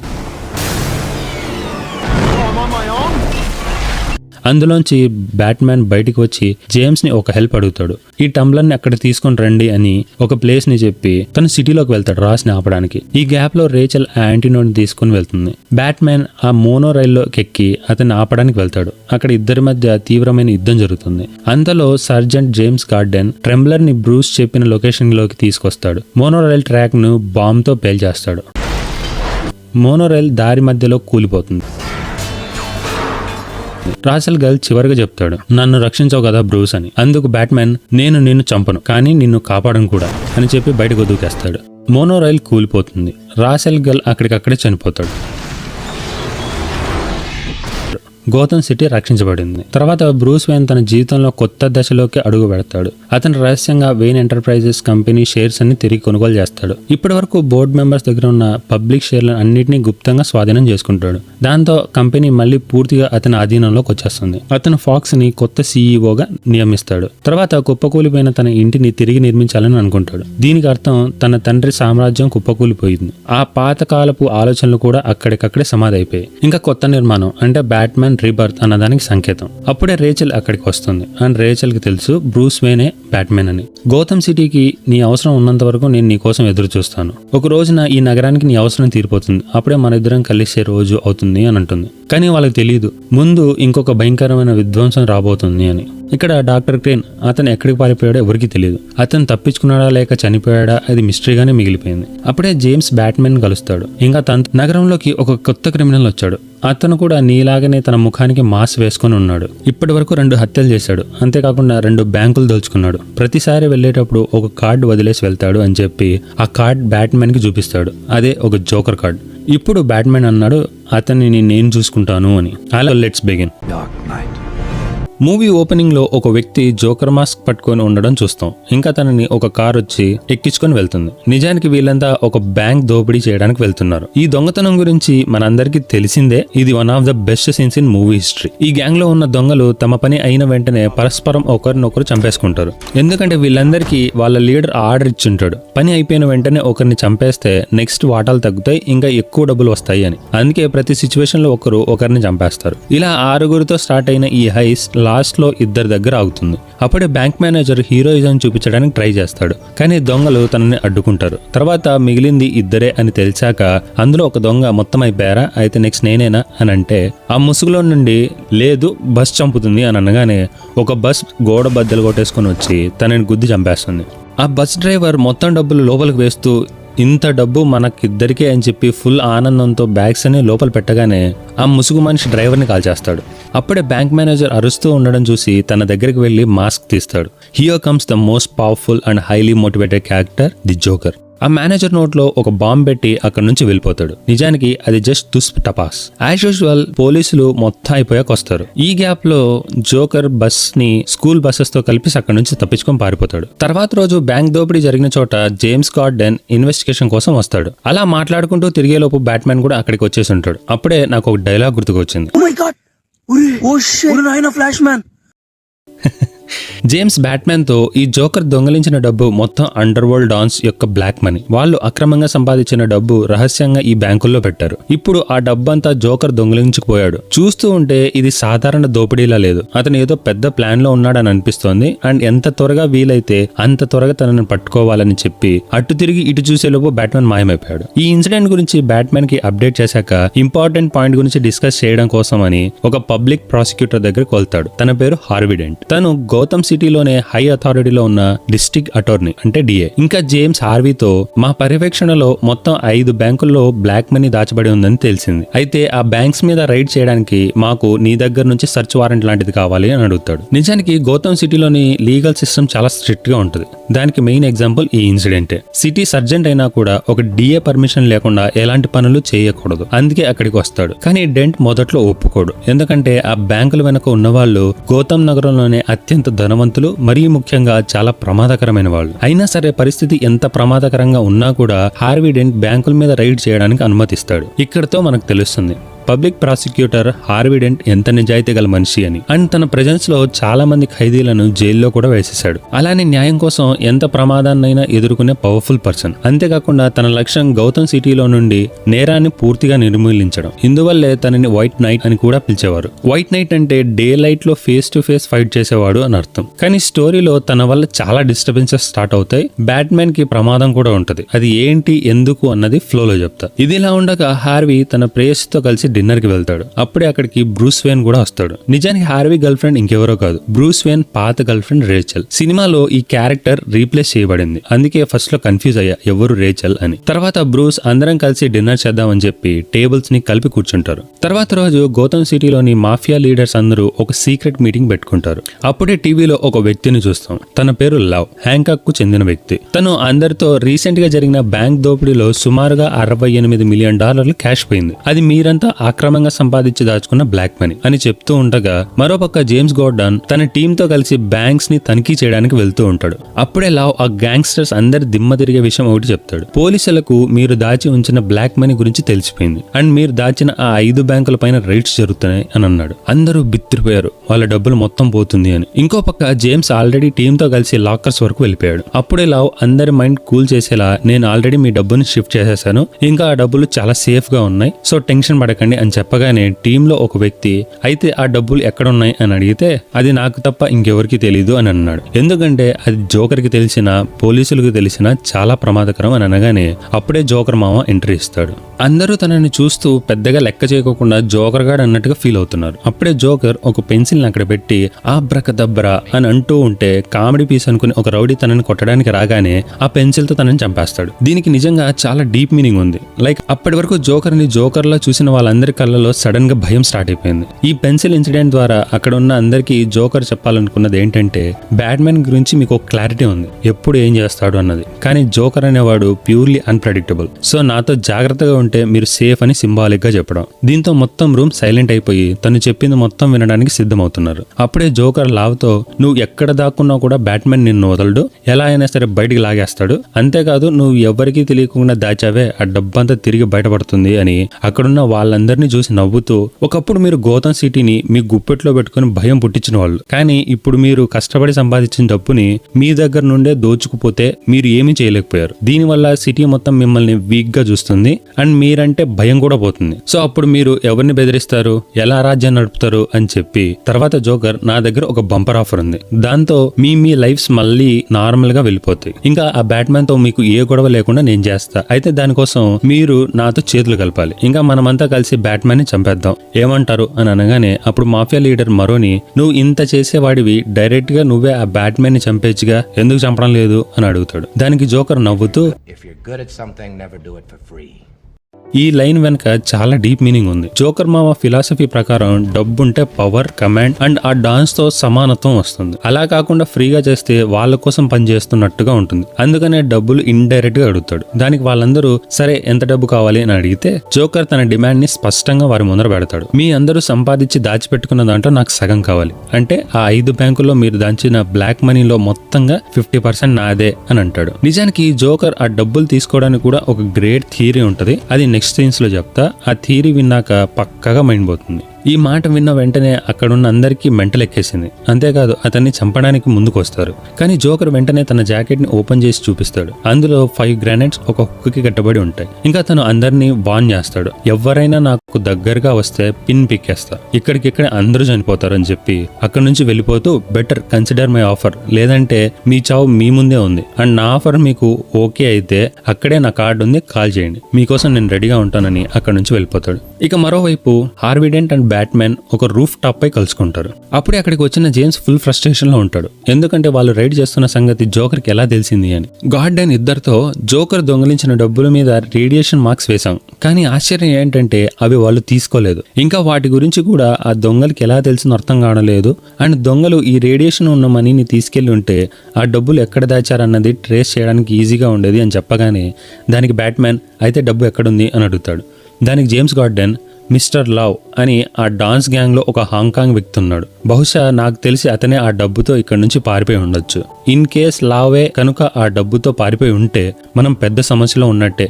అదేంటంటే చైనీస్ గవర్నమెంట్ అతన్ని మనకి అప్పగించదు, కావాలంటే మనమే అక్కడికి వెళ్ళి అతన్ని ఏ మార్చో ఇంకోటో చేసి ఇక్కడి వరకు తీసుకొని రావాలి అని చెప్పగానే అప్పుడు బ్యాట్మెన్ డోంట్ వరీ, ఇది నా బాధ్యత, నేను చూసుకుంటా అని అంటాడు. తర్వాత రోజు బ్రూస్ వేన్, లూషియస్ ఫాక్స్, ఆల్ఫ్రెడ్ ముగ్గురు కలిసి ఒక ప్లాన్ రెడీ చేస్తారు, లావ్ ని హ్యాంకాక్ నుంచి ఎలా తీసుకురావాలి అని. అండ్ ఫాక్స్ బ్యాట్మెన్ సూట్స్ లో కొన్ని అప్గ్రేడ్స్ చేస్తాడు. అప్పుడే బ్రూస్ అన్నాడు, నా దగ్గర ఒక ఐడియా ఉంది అని చెప్పి, నేను పబ్లిక్ లో ధనవంతుణ్ణి కాబట్టి ఒక ప్రైవేట్ జెట్ బుక్ చేసి ఇక్కడున్న థియేటర్ ఆర్టిస్ట్ అందరినీ హాంకాంగ్ కి టూర్ కి తీసుకెళ్తా, దాంతో నేను హాలిడేలో టూర్ కి వెళ్ళానని అందరూ అనుకుంటారు. అప్పుడే మీరు ఒక ప్లేన్ బుక్ చేయండి, ఇంకా ఆ పైలట్ నన్ను హాంకాంగ్ నుంచి డైరెక్ట్ గా ఇక్కడికి తీసుకుని వచ్చేలా చూడాలి అని చెప్పి నెక్స్ట్ చెప్పినట్టుగానే ఒక క్రూజ్ లో ట్రిప్ లో ఉండగా ప్లేన్ వస్తుంది. వెంటనే బ్రూస్ బ్యాట్మెన్ సూట్ తో ఆ ప్లేన్ లోకి వెళ్తాడు. తర్వాత రోజు ముగ్గురు హాంకాంగ్ చేరుకుంటారు. ఇక్కడ లూషియస్ ఒక హోటల్ దగ్గరికి వెళ్లడం చూస్తాం. ఇంకా అక్కడే లావ్ ఉన్నాడని తెలుస్తుంది. సో తనని కలవడానికి లోపలికి వెళ్తూ ఉండగా మొబైల్ ఫోన్స్ అల్లో లేదండి అని చెప్పగానే ఫాక్స్ దగ్గర ఉన్న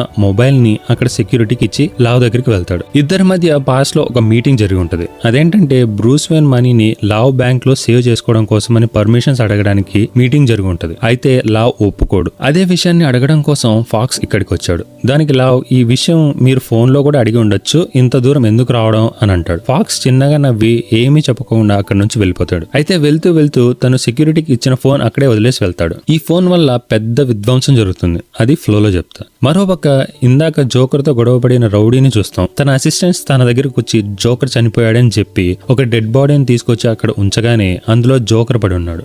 జోకర్ చనిపోయాడన్న దానికి రివార్డ్స్ ఇవ్వడం కోసం రెడీ అవుతుండగా సడన్ గా తను లేచి తనకి ఆ స్కార్ ఎలా వచ్చింది అన్నదానికి ఒక స్టోరీని చెప్తాడు. అది వాళ్ళ నాన్న చిన్నప్పుడు వాళ్ళ అమ్మతో గొడవ పడినప్పుడు ఆ కోపంతో ఇలా చేశాడని చెప్తాడు. తర్వాత ఆ డాన్ ని చంపేసి తన అసిస్టెంట్స్ తో ఒక స్నూకర్ స్టిక్ విరగ్గొట్టి వాళ్ళ మధ్యలో పడేసి వెళ్ళిపోతాడు. దీనికి కూడా డీప్ మీనింగ్ ఉంటుంది. బేసిక్ గా జోకర్ కి ఏది కూడా నార్మల్ గా జరగకూడదు, ప్రతి దాంట్లో కెయాస్ అంటే గొడవలు గందరగోళం ఉండాలి. అదే ఉద్దేశంతో ఆ అసిస్టెంట్స్ ఒకరినొకరు చంపుకునేలాగా అక్కడ ఆ స్టిక్ ని పడేసిపోతాడు. నెక్స్ట్ మినిట్ మన లా హోటల్ ని చూస్తాం. అక్కడే బ్యాట్మెన్ తన సూట్ వేసుకుని అక్కడి నుంచి కిందకి తన దగ్గరున్న ఒక గన్ తో కొన్ని కౌంటింగ్ బుల్లెట్స్ ని షూట్ చేస్తాడు. నెక్స్ట్ మినిట్ ఒక అద్భుతం జరుగుతుంది. అదేంటంటే ఇందాక ఫాక్స్ కావాలనే వదిలేసి వెళ్ళిన ఫోన్ సాధారణమైన ఫోన్ కాదు, సోనార్ డిటెక్షన్ సిస్టమ్ ఉన్న స్పెషల్ డివైస్. అది హై ఫ్రీక్వెన్సీస్ ని రూమ్ లోకి పంపి వాటిలో 360 డిగ్రీ హాలోగ్రాఫిక్ మ్యాప్ క్రియేట్ చేస్తుంది. ఆ ఫోన్ హై ఫ్రీక్వెన్సీ వల్ల మొత్తం సిస్టమ్స్ అన్ని ఆఫ్ అయిపోతాయి. తర్వాత బ్యాట్మెన్ ఆ బిల్డింగ్ మీద నుంచి ఆ హాలోగ్రామ్ ని యూజ్ చేసి లా ఉన్న రూమ్ ని కనుగొంటాడు. ఇంకా అక్కడికి వెళ్ళి తనని పట్టుకొని బయటికి ఒక బెలూన్ వదలగానే తను బుక్ చేసిన ప్లేన్ వచ్చి వారిని తీసుకెళ్లిపోతుంది. ఇంకా లావ్ ని బ్యాట్మెన్ నేరుగా గౌతమ్ సిటీకి తీసుకొస్తాడు. ఇప్పుడు లావ్ పోలీస్ కస్టడీలో ఉన్నాడు. హార్వీ డెంట్ అండ్ జేమ్స్ కి అనుకూలంగా రేచల్ లావ్ ని ప్రశ్నించడం ప్రారంభిస్తుంది. Underworld dons black money ఎక్కడుంది, ఆ 5 బ్యాంకుల్లో ఎంత దాచారు, వివరాలు చెప్పు అని అడిగితే దానికి మొదట లావ్ నిరాకరిస్తాడు. తర్వాత సడన్ గా డబ్బు ఎక్కడుందో చెప్పలేను, కానీ నా నెట్వర్క్ లో ఎవరెవరున్నారన్నది నేను మీకు చెప్పగలను అని అంటాడు. అది విన్న వెంటనే హెన్రీ వి గాట్ ఇట్ అని సంతోషపడుతుంటే అప్పుడు జేమ్స్ అయినా వాళ్ళని ఏ చార్జెస్ మీద అరెస్ట్ చేస్తావు అని అడిగితే దానికి హెన్రీ రీకో కాన్స్పిరసీ యాక్ట్ కింద మనం అందరినీ ఒకేసారి ఒకేసారి అరెస్ట్ చేయొచ్చు. రీకో అంటే racketeer influenced and corrupt organization act. ఇది యుఎస్ లోని one of the powerful acts లో ఒకటి. ఈ యాక్ట్ కింద లీడర్స్ తప్పు చేస్తే దానికి మద్దతుగా నిలిచిన అందరినీ అరెస్ట్ చేసే రైట్స్ ఉంటాయి. ఇంకా అదే యాక్ట్ కింద మొత్తం గౌతమ్ నగరం నుంచి 600 మంది నేరస్తులను అరెస్ట్ చేస్తారు. అప్పుడే కోర్టులో మొత్తం గోలగోలగా ఉంటది. ఈ టైంలో జడ్జ్ కేస్ షీట్స్ ని తిరిగేస్తూ ఉండగా సడన్ గా ఒక జోకర్ కార్డ్ కనిపిస్తుంది. అది ఏదో అనుకోకుండా వచ్చిందిలే అనుకుని జడ్జ్ దాన్ని పక్కకు తోసేస్తుంది. ఇక్కడే నోలన్ మామ ఇంటెలిజెన్స్ తెలుస్తుంది. అదేంటంటే ఈ కార్డ్ ఆ డాక్యుమెంట్స్ మధ్యలో ఉండడానికి deep meaning, joker already government securities ని కూడా క్రాస్ చేసి వాళ్ళ సిస్టమ్ లోకి ఎంటర్ అయిపోయాడు. అండ్ పోలీసులు కానీ, కోర్ట్స్ కానీ, జైలు కానీ ఇవేవి తనని ఆపలేవు అన్నదానికి సింబాలిక్ గా ఆ కార్డ్ ని అక్కడ పెట్టాడు. అండ్ ఈ కార్డు వల్ల ఒక హై లెవెల్ ట్విస్ట్ ఉంటది, అది తర్వాత చెప్తా. నెక్స్ట్ సీన్ లో ఆ సిటీ మేయర్ హెన్రీని ఇంకా జేమ్స్ ని పిలిపించి చాలా ప్రౌడ్ గా హెన్రీని ప్రశంసించడం మొదలుపెట్టి ఈ క్రిమినల్స్ వల్ల నీకు ప్రమాదం ఉంటుంది అని చెప్పబోతూ ఉండగా సడన్ గా ఒక జోకర్ డెడ్ బాడీ హ్యాంగ్ అవుతూ అక్కడికి వచ్చింది. మూవీ స్టార్టింగ్ లో కొంతమంది బ్యాట్మెన్ సూట్స్ వేసుకుని స్కేర్ క్రో గ్యాస్ తో సిటీని క్లీన్ చేయడంలో హెల్ప్ చేస్తున్నాం అన్నట్టుగా బిహేవ్ చేస్తారు. కానీ నిజానికి ఈ సీన్ ఇక్కడ పెట్టడానికి రీజన్ స్కేర్ క్రో ఫియర్ గ్యాస్ ఇంకా గ్రౌండ్ లెవెల్లో లైక్ బ్లాక్ మార్కెట్ ద్వారా ఇంకా సిటీలో చాలా మంది యూజ్ చేస్తున్నారు. అంటే క్రైమ్ అన్నది ఇంకా కంప్లీట్ గా పోలేదని సింబాలిక్ గా చెప్పడం. కానీ బ్యాట్మెన్ అది పెద్దగా పట్టించుకోడు. కాస్ జోకర్ అనే పెద్ద ప్రాబ్లం సిటీలో ఉంది, దాన్ని క్లీన్ చేయాలి అని అనుకుంటాడు. అయితే జోకర్ ఆ బ్యాట్మెన్ కి ఇన్స్పైర్ అయ్యి బ్యాట్మెన్ లాగా డ్రెస్ వేసుకుని తిరుగుతున్న కొంతమంది ఇన్నోసెంట్స్ లో ఒకరిని పట్టుకుంటాడు. ఇంకా అతడిని వీడియోలో బెదిరించి ఆ వీడియోని న్యూస్ ఛానల్ కి పంపిస్తాడు. జోకర్ ఆ వీడియోతో ఒక క్లియర్ కట్ మెసేజ్ ని పబ్లిక్ లోకి పోస్ట్ చేస్తాడు. అదేంటంటే, బ్యాట్మెన్ నువ్వు నాలాగే క్రిమినల్వి, అయితే నేను ఓపెన్ గా చేస్తున్నా, నువ్వు దాక్కొని చేస్తున్నావు. సో నువ్వు నీ ముఖం పబ్లిక్ గా చూపించాలి. ఇన్ కేస్ చూపకపోతే నేను ప్రతిరోజు ఒకరిని చంపుతాను అని హెచ్చరిస్తాడు. తర్వాత రోజు గౌతమ్ సిటీలోనే అత్యంత ధనవంతుడు బ్రూస్ వేన్ తన ఇంట్లో పార్టీ ఏర్పాటు చేస్తాడు. ఇక్కడ నాకు ఒక విషయం అర్థం కాలేదు. అక్కడ జోకర్ జనాలను చంపుతుంటే పార్టీ చేసుకుంటున్నాడు ఏంటి అనుకున్నా. తర్వాత అర్థమైంది ఎందుకు అన్నది. ఆ పార్టీలో హార్వీ డెంట్ కూడా వచ్చి ఉంటాడు. అండ్ బ్రూస్ అందరి ముందు హార్వీ డెంట్ మన నగరానికి న్యాయం తెచ్చిన హీరో, అతని వల్లే నేరగాళ్లు పట్టుబడ్డారు అండ్ గౌతమ్ సిటీ చాలా క్లీన్ గా ఉంది అని ప్రైజ్ చేస్తాడు. ఇతని ఈ నగరానికి నిజమైన హీరో, మనందరం అతన్ని ఘనంగా అభినందనలు తలుపుదాం అని చెప్పి అంటాడు. అందరూ చప్పట్లతో స్వాగతం చేస్తారు. కానీ ఈ మొత్తం పార్టీకి మెయిన్ రీజన్ హార్వీ డెంట్ ని కాపాడడం కోసమే. ఎందుకంటే హార్వీ డెంటే ఆ 600 మంది నేరగాళ్లను జైల్లో పంపించాడు. అందుకే జోకర్ అతన్ని చంపాలనుకుంటూనే ఉంటాడు. అండ్ హార్వీనే జోకర్ యొక్క నెక్స్ట్ టార్గెట్. ఇదిలా ఉండగా మరోపక్క జేమ్స్ కి ఒక భయంకరమైన న్యూస్ వచ్చింది. అదేంటంటే, ఇందాక జడ్జ్ దగ్గర చూసిన కార్డు ఉంది కదా, ఆ కార్డు మీద జడ్జ్ సురెల్లో ఇంకా సిటీ కమిషనర్ లోబీ డిఎన్ఏస్ ఉన్నాయి అని తెలిసింది. దీని అర్థం జోకర్ లిస్ట్ లో హార్వీతో పాటు వీరిద్దరు కూడా టార్గెట్ అయ్యారు అండ్ వారిద్దరిని కూడా చంపబోతున్నాడు అని. వెంటనే జేమ్స్ ఇద్దరిని కాపాడడం కోసం ప్రయత్నాలు స్టార్ట్ చేస్తాడు. అదే టైంలో బ్రూస్ హార్వీని దాచిపెట్టేస్తాడు. ఇంకా జేమ్స్ టీమ్ మెంబర్స్ జడ్జిని తప్పించడం కోసమని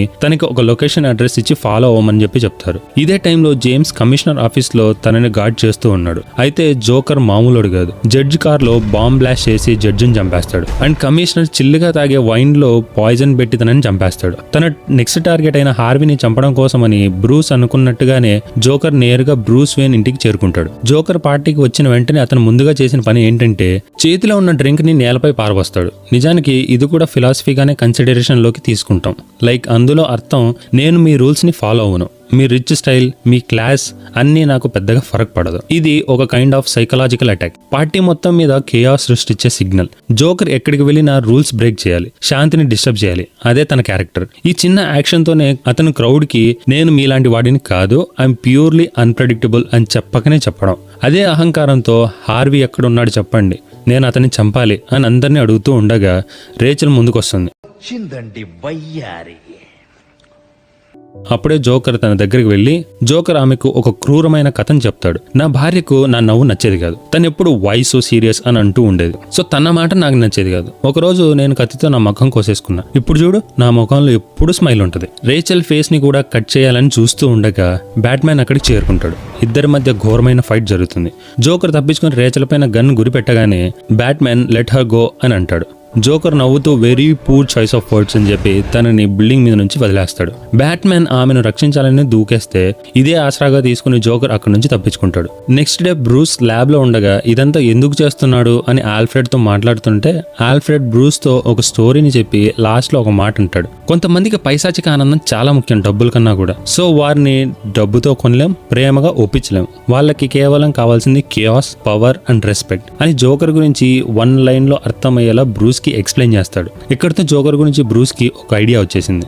అదే రోజు రాత్రి అపార్ట్మెంట్ లో ఇంకొక ఇద్దరిని జోకర్ చంపేసి ఉంటాడు. అక్కడికి వచ్చిన బ్యాట్మెన్ ఒక గోడలో దిగిన బుల్లెట్ ని గమనించి గోడతో సహా కట్ చేసుకుని తనతో తీసుకెళ్లిపోతాడు. అప్పుడే జేమ్స్ అక్కడ ఉన్న ఒక న్యూస్ పేపర్ ని గమనించి చూస్తే అందులో సిటీ మేయర్ ని టార్గెట్ చేసినట్టుగా తెలుస్తుంది. అండ్ మేయర్ నెక్స్ట్ డే ఒక పబ్లిక్ మీటింగ్ కి అటెండ్ అవుతాడు. సో తనని చంపడానికి ఇదే పర్ఫెక్ట్ స్పాట్. అయితే ఇక్కడ ఒక సమస్య ఉంది. అదేంటంటే మేయర్ కు హెవీ సెక్యూరిటీ ఉంటది. సో అదే ఆలోచనతో జోకర్ ఒక ప్లాన్ వేస్తాడు. ఇప్పుడు బ్యాట్మెన్ కి జోకర్ గురించిన అవగాహన ఉండడంతో తనకంటే కూడా కాస్తంత ముందుగానే ఆలోచన వేస్తాడు. నెక్స్ట్ సీన్ లో మేయర్ స్టేజ్ వైపుగా వస్తూ ఉంటే మొత్తం సెక్యూరిటీ తనని గార్డ్ చేస్తూ ఉంటది. అప్పుడే ఇందాక తను తీసుకెళ్లిన గోడ ముక్కలో నుండి బుల్లెట్ పీసెస్ ని తీసి అందులో ఫింగర్ ప్రింట్ ని కనుగొంటాడు. సో అదే ఫింగర్ ప్రింట్ ని డేటాబేస్ లో చెక్ చేసి అడ్రస్ ని కనుక్కొని బ్రూస్ అక్కడికి వెళ్తాడు. అలా ఆ బిల్డింగ్ లోకి వచ్చి చూడగానే ఇక్కడ చాలా మందిని కట్టిపడేసి ఉంటారు.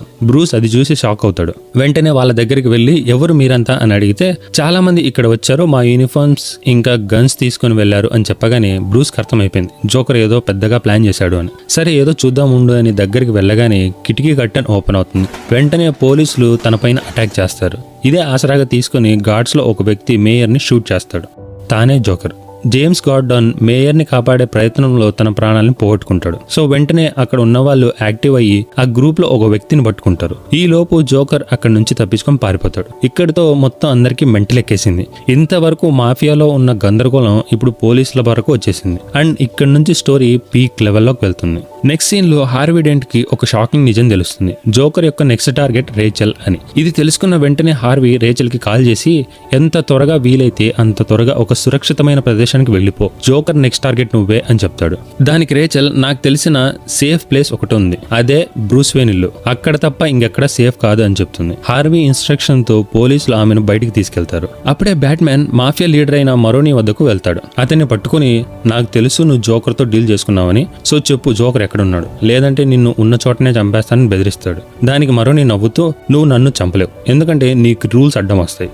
అయితే జోకర్ కంప్లీట్ గా నీకు ఆపోజిట్, తనకి రూల్స్ గీల్స్ ఉండవు. నీకు ఒక బంపర్ ఆఫర్ ఇస్తా, నువ్వు జోకర్ని పట్టుకోవాలంటే నీ రియాలిటీని బయటపెట్టు, ఇంకా నీ ఫేస్ కి ఉన్న మాస్క్ తీసి ప్రపంచానికి చూపించు, అప్పుడే జోకర్ నీ దగ్గరికి వస్తాడు, లేదంటే ఇంకా కొంతమంది అమాయకులు ప్రాణాలు పోతాయి అని చెప్పగానే బ్యాట్మెన్ కోపంతో అతన్ని పెంట్ హౌస్ నుంచి కిందకి విసిరేస్తాడు. దాంతో మరోని కాలు విరుగుతుంది. అదే టైంలో హార్వీ డెంట్ కూడా ఒక నేరస్తుని విచారిస్తున్నాడు. కాయిన్ ని టాస్ చేస్తూ అతన్ని బెదిరిస్తాడు. హెడ్స్ వచ్చిందంటే నిన్ను చంపేస్తాను, టైల్స్ వచ్చిందంటే బతికిపోతావు, అండ్ నీ లైఫ్ నీ అదృష్టంపై ఆధారపడి ఉంది అని చెప్పి అతడు కాయిన్ టాస్ చేసే టైంకి బ్యాట్మెన్ వచ్చి ఆపేస్తాడు.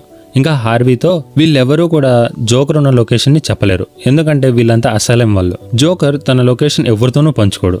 అతన్ని బయటికి లాగడానికి ఉన్నది ఒకే ఒక్క మార్గం, అది నేను నా ఐడెంటిటీని రివీల్ చేయడం అని చెప్పగానే ఇది హార్వీకి అసలు నచ్చదు.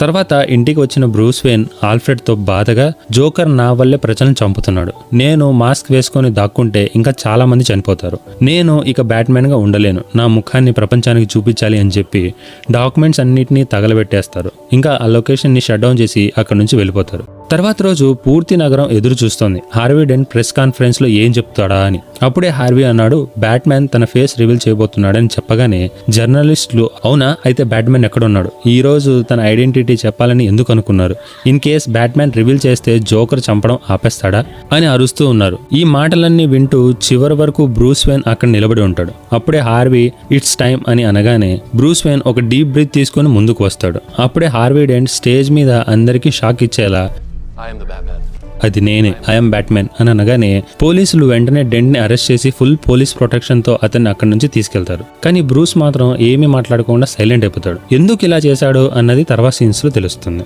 అలా హార్వీని పోలీసులు తీసుకెళ్తూ ఉండగా జోకర్ ఆ కాన్వే పైన దాడికి దిగుతాడు. ట్రక్కులతో, గన్స్ తో, రాకెట్ లాంచర్స్ తో తనని అడ్డగిచ్చేస్తాడు. ఇంకా అతని గ్యాంగ్ డెంట్ వాహనాన్ని టార్గెట్ చేసి దొరికిపోయాడ్రా అని అనుకునే టైంకి బ్యాట్మెన్ తన టంబ్లర్ తో అక్కడికి దూకి తనని కాపాడతాడు. కానీ ఆ ఇంపాక్ట్ తో టంబ్లర్ పూర్తిగా డ్యామేజ్ అయిపోయింది. ఇంకా బ్యాట్మెన్ అందులో ఇరుక్కుపోయాడు. అప్పుడే ఒక విచిత్రం జరిగింది. తన కార్ మొత్తంలోకి ఒక స్పెషల్ ఫీచర్ ఉంది, అదే గ్లైడర్ మోడ్. దాంతో ఒక కొత్త వెహికల్ గా రిలీజ్ అయ్యి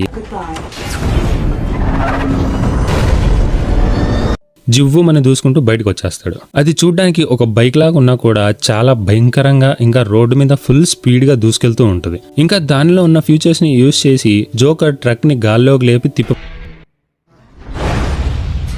అయినా జోకర్ అంత ఈజీగా చనిపోయే టైప్ కాదు.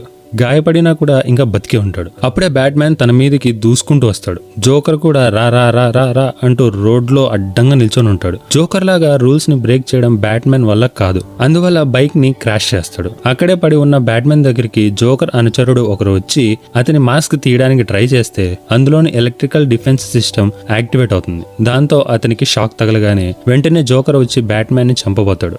అప్పుడే ఒకరు వెనక నుండి వచ్చి జోకర్ పైన గన్ను గురి పెడతారు. అది ఇంకెవరో కాదు, జేమ్స్ గార్డెన్. ఇదే ఈ మూవీలో బిగ్గెస్ట్ ట్విస్ట్. ముందు అందరూ అతను చనిపోయాడు అనుకున్నారు, కానీ ఇది మొత్తం ఒక ప్లాన్. అండ్ ఈ ప్లాన్ మొత్తం జోకర్ ని పట్టుకోవడం కోసం. వెంటనే జోకర్ ను పోలీస్ స్టేషన్ కు తీసుకెళ్తారు. నేను అనుకున్న జోకర్ ఏంటి ఇంత ఈజీగా దొరికిపోయాడు అని. తర్వాత తెలిసింది ఇది కూడా జోకర్ స్కీమ్ అని. అదేంటి అన్నది ఫ్లోలో చెప్తా మంచి ఫీల్ ఉంటది. జైల్లో పెట్టాక జోకర్ ఒక్క మాట కూడా మాట్లాడలేదు, కేవలం నవ్వుతూ ఉంటాడు. జేమ్స్ గార్డెన్ తన తెలివితో జోకర్ ను పట్టించడంతో సర్జెంట్ గా ఉన్న స్థానంలో నుంచి కమిషనర్ గా ప్రమోట్ అవుతాడు. అలా వెళ్లి తన ఫ్యామిలీతో టైం స్పెండ్ చేసే లోపే తనకు ఒక అర్జెంట్ కాల్ వచ్చింది. అదేంటంటే హార్వీ డెంట్ అక్కడి నుంచి వెళ్ళినా ఇంకా ఇంటికి చేరుకోలేదు.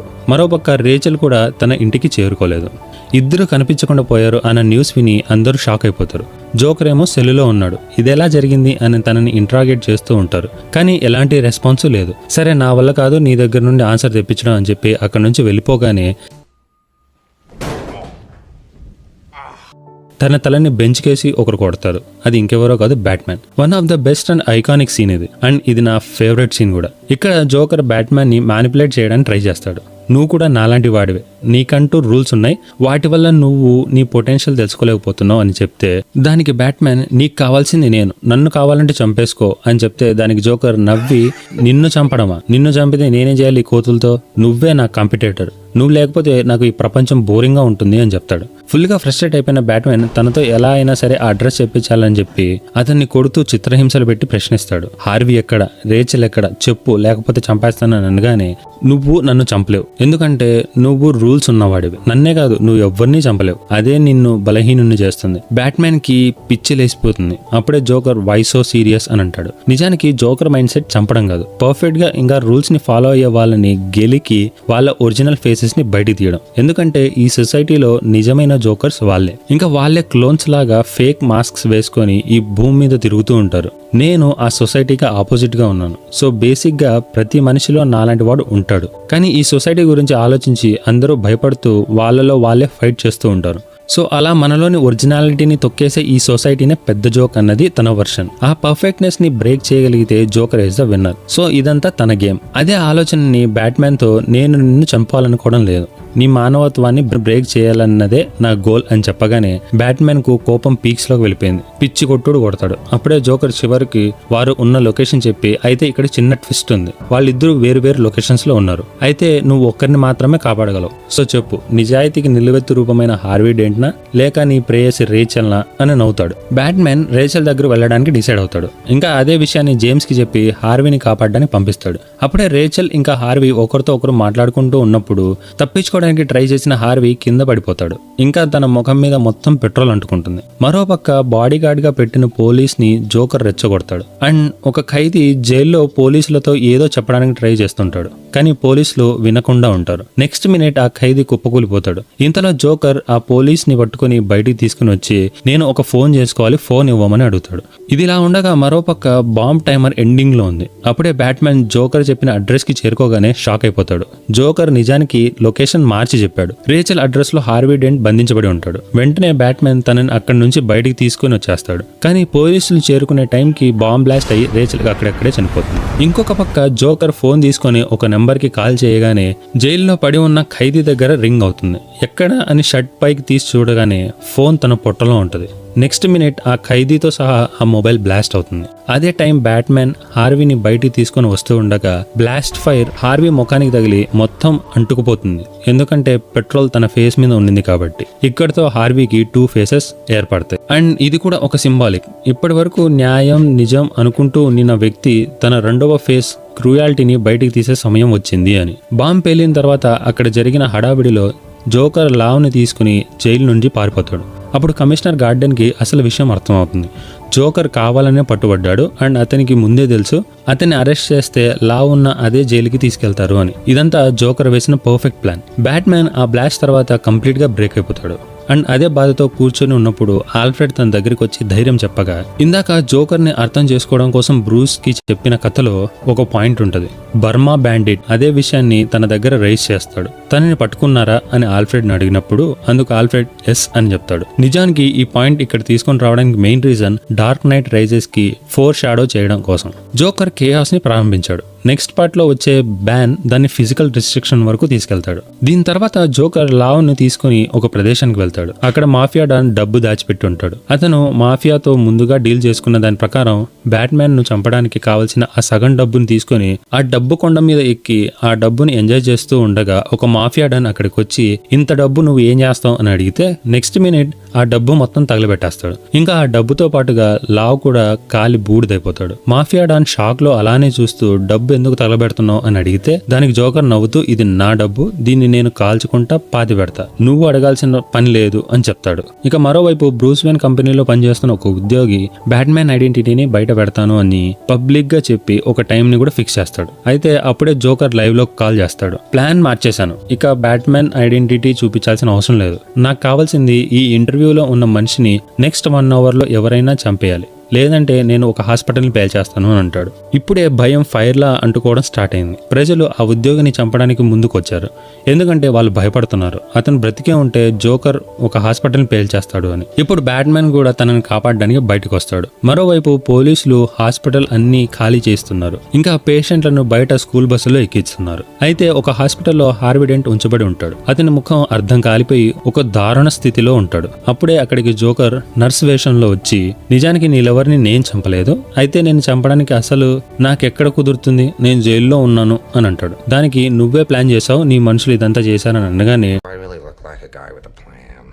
ఇదంతా చేసింది ఈ సిటీలోని మాఫియా, నువ్వు నమ్మిన పోలీసులు ఇంకా కమిషనర్ గార్డెన్ జేమ్స్ అని తన మైండ్లో అనుమానాన్ని నాటుతాడు. తర్వాత నీకు నమ్మకం లేకపోతే నన్ను ఇక్కడికిక్కడే చంపేసేయని జోకర్ గన్నుని తన పాయింట్ బ్లాంక్ లో పెట్టుకొని చెప్పగానే అప్పుడు హార్వీ తన కాయిన్ ని తీసుకుని టాస్ చేస్తాడు. అయితే ఇక్కడే ఒక డీటెయిలింగ్ ఉంటుంది. హార్వీ డెంట్ యొక్క అసలు కాయిన్ కి 2 వైపులా ఒకే ఫేస్ ఉంటుంది. అంటే అతను ఎప్పుడూ ఛాన్స్ మీద డిసిషన్ తీసుకుంటున్నట్టుగా నటిస్తాడు, కానీ నిజానికి తనకు నచ్చినదే చేస్తాడు. కానీ బిల్డింగ్ బ్లాస్ట్ తర్వాత కాయిన్ ఒకవైపు కాలిపోయి ఉంటుంది. అంటే అది 2 ఫేసెస్ యొక్క న్యూ ఫిలాసఫీ. అందువల్లే హార్వీ ఆసుపత్రి నుంచి బయటకు వచ్చి జోకర్ తో కలిసిపోయి హాస్పిటల్ మొత్తాన్ని పేల్చేస్తాడు.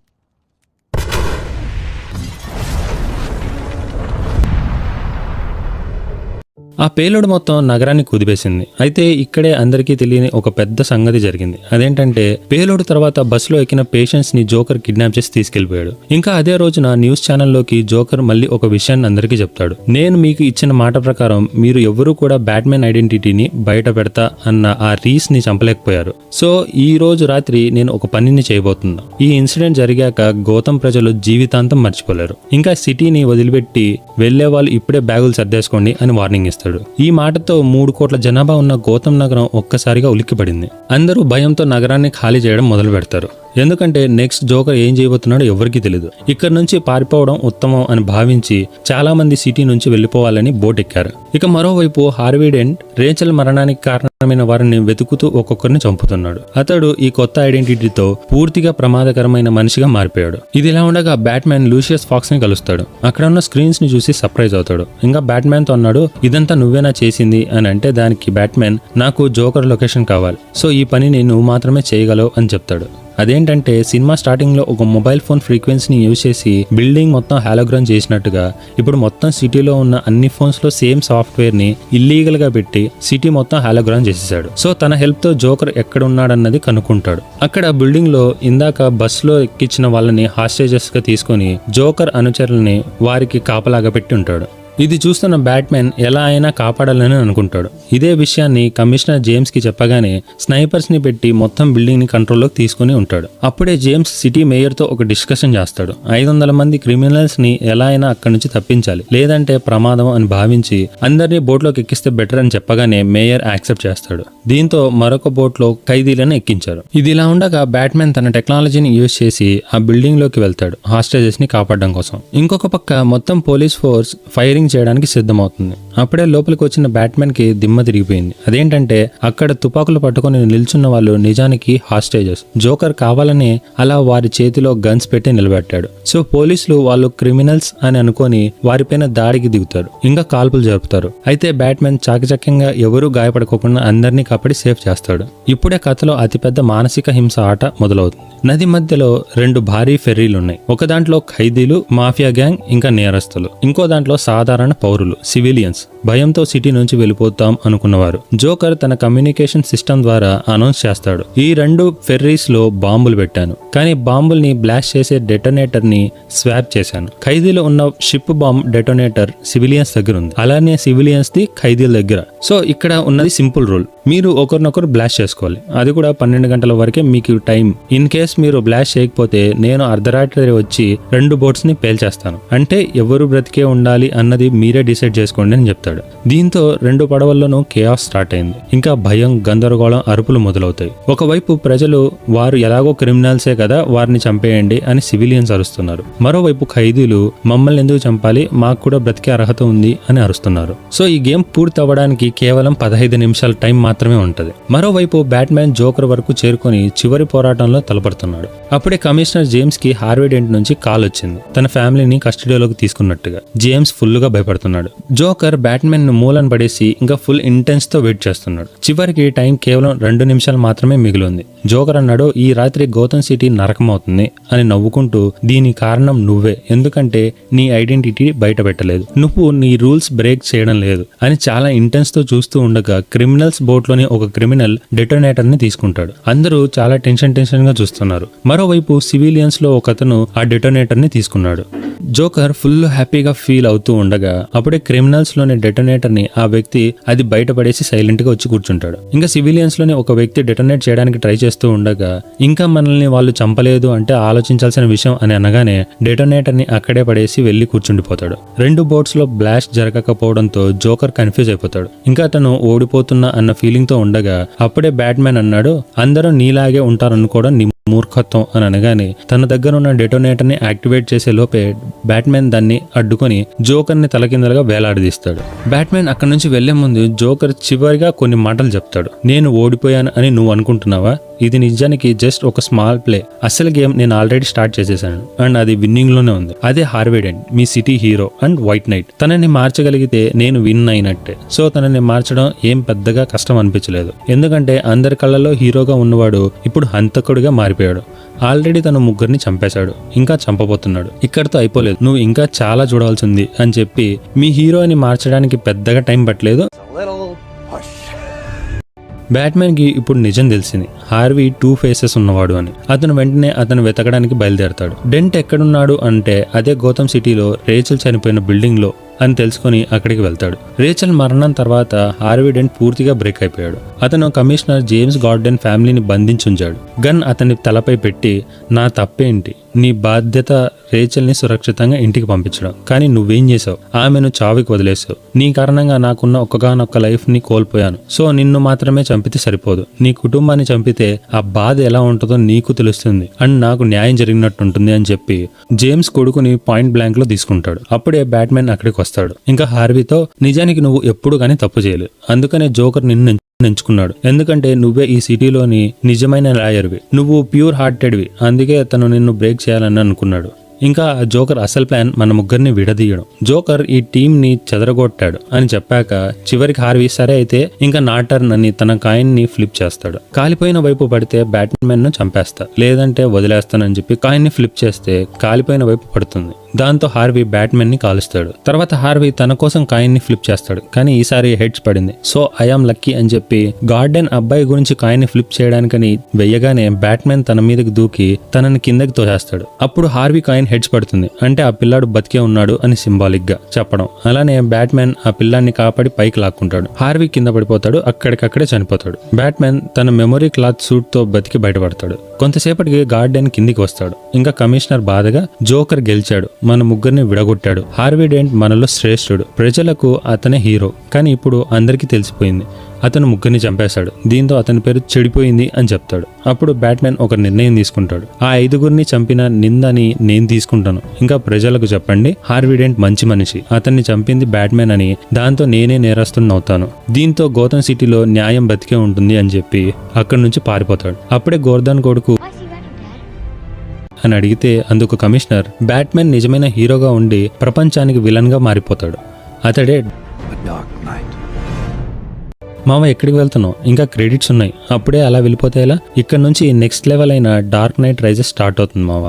మరొక విషయం, ఇందాక జోకర్ స్కార్స్ ఎలా వచ్చాయో తెలుసా అని టైటిల్లో అడిగాను కదా, జోకర్ ఫేస్ పైన ఉన్న కట్ మార్క్స్ గురించి జోకర్ 2 స్టోరీస్ ని చెప్తాడు. ఒకసారి నాన్న చేశాడని, మరోసారి భార్య కోసం చేసుకున్నానని. 2 స్టోరీస్ పూర్తిగా వేరు అండ్ 2 కూడా నిజం కావు. జోకర్ తన అసలు పాస్ట్ ని దాచేస్తాడు, ఎందుకంటే అతను నిజానికి తను మనిషి కాదు, తను ఒక కేయాస్ కి ఐడియా. ఈవెన్ డైరెక్టర్ కూడా అదే చెప్తాడు. జోకర్ కి అసలు బ్యాక్ స్టోరీ ఉండకూడదు, ఎందుకంటే అతనికి పాస్ట్ ఉంటే సింపతి క్రియేట్ అవుతుంది, విలన్ బార్న్ అన్న ట్యాగ్ వస్తుంది. కానీ ఈ సినిమాలో మాత్రం విలన్ గురించి తెలియకపోవడం వల్లే అతను అన్ప్రెడిక్టబుల్ అవుతాడు. అప్పుడే అతను చాలా భయంకరంగా ఉంటాడు మరియు పర్ఫెక్ట్ విలన్ అవుతాడు అని అన్నాడు. ఇదే మామ స్కేర్స్ కి అసలు కథ. అండ్ వెళ్లే ముందు ఒక చిన్న రిక్వెస్ట్, ఆ లైక్ బటన్ మాత్రం వదలకుండా గుద్దిపారు. కథ ప్రారంభంలో కొంతమంది ప్లేన్ దగ్గర ఎదురు చూస్తూ ఉండడం చూస్తాం. అప్పుడే మరికొంతమంది ముగ్గురికి మాస్క్ వేసి తీసుకుని వస్తూ ఉంటారు. నిజానికి వీళ్ళందరూ సిఐఏ ఏజెంట్స్ అండ్ వీళ్ళు ఒక హైలీ వాంటెడ్ క్రిమినల్ ని పట్టుకోవడం కోసం వచ్చారు. వీరితో పాటుగా ఒక డాక్టర్ కూడా ఉంటాడు, తన పేరు పావెల్. అప్పుడే సిఐఏ ఆఫీసర్ ఆ డ్రైవర్ని అడుగుతాడు, వీళ్ళంతా ఎవరు అని. దానికి ఆ డ్రైవర్, మీరు ఎప్పటి నుంచో వెతుకుతున్న మనిషి గురించి వీళ్ళకి తెలుసు అని అనగానే దానికి సిఐఏ ఆఫీసర్ బేన్ అని అంటాడు. అవును సార్ అని డ్రైవర్ చెప్పగానే వెంటనే అందరినీ ప్లేన్ లోకి ఎక్కించి ఆ సిఐఏ టీమ్ లీడర్ ఒక్కొక్కరిని విచారిస్తూ ఉంటాడు. మీ లీడర్ బేన్ ది బేన్. అప్పుడే బేన్ ఒక మాట అంటాడు, No one cared who I was till I put on the mask. అని చెప్పాక సడన్ గా ఆ ప్లేన్ పైన మరొక ప్లేన్ వచ్చేసింది. కొంతమంది బేన్ టీమ్ మెంబర్స్ ఆ ప్లేన్ పైన కాల్పులు జరిపి అక్కడి నుంచి డాక్టర్ పావెల్ ని తీసుకెళ్తూ తన బ్లడ్ ని కొంచెం పారబోస్తారు. ఒక వ్యక్తి తనతో పాటుగా వెళ్ళడానికి ప్రయత్నిస్తాడు, కానీ బేన్ ఒక్క మాట చెప్పగానే తన కోసం ప్రాణ త్యాగానికి సిద్ధమైపోతాడు. ఇక్కడితో తెలుస్తుంది బేన్ ఇన్ఫ్లుయెన్స్ తన అనుచరుల మీద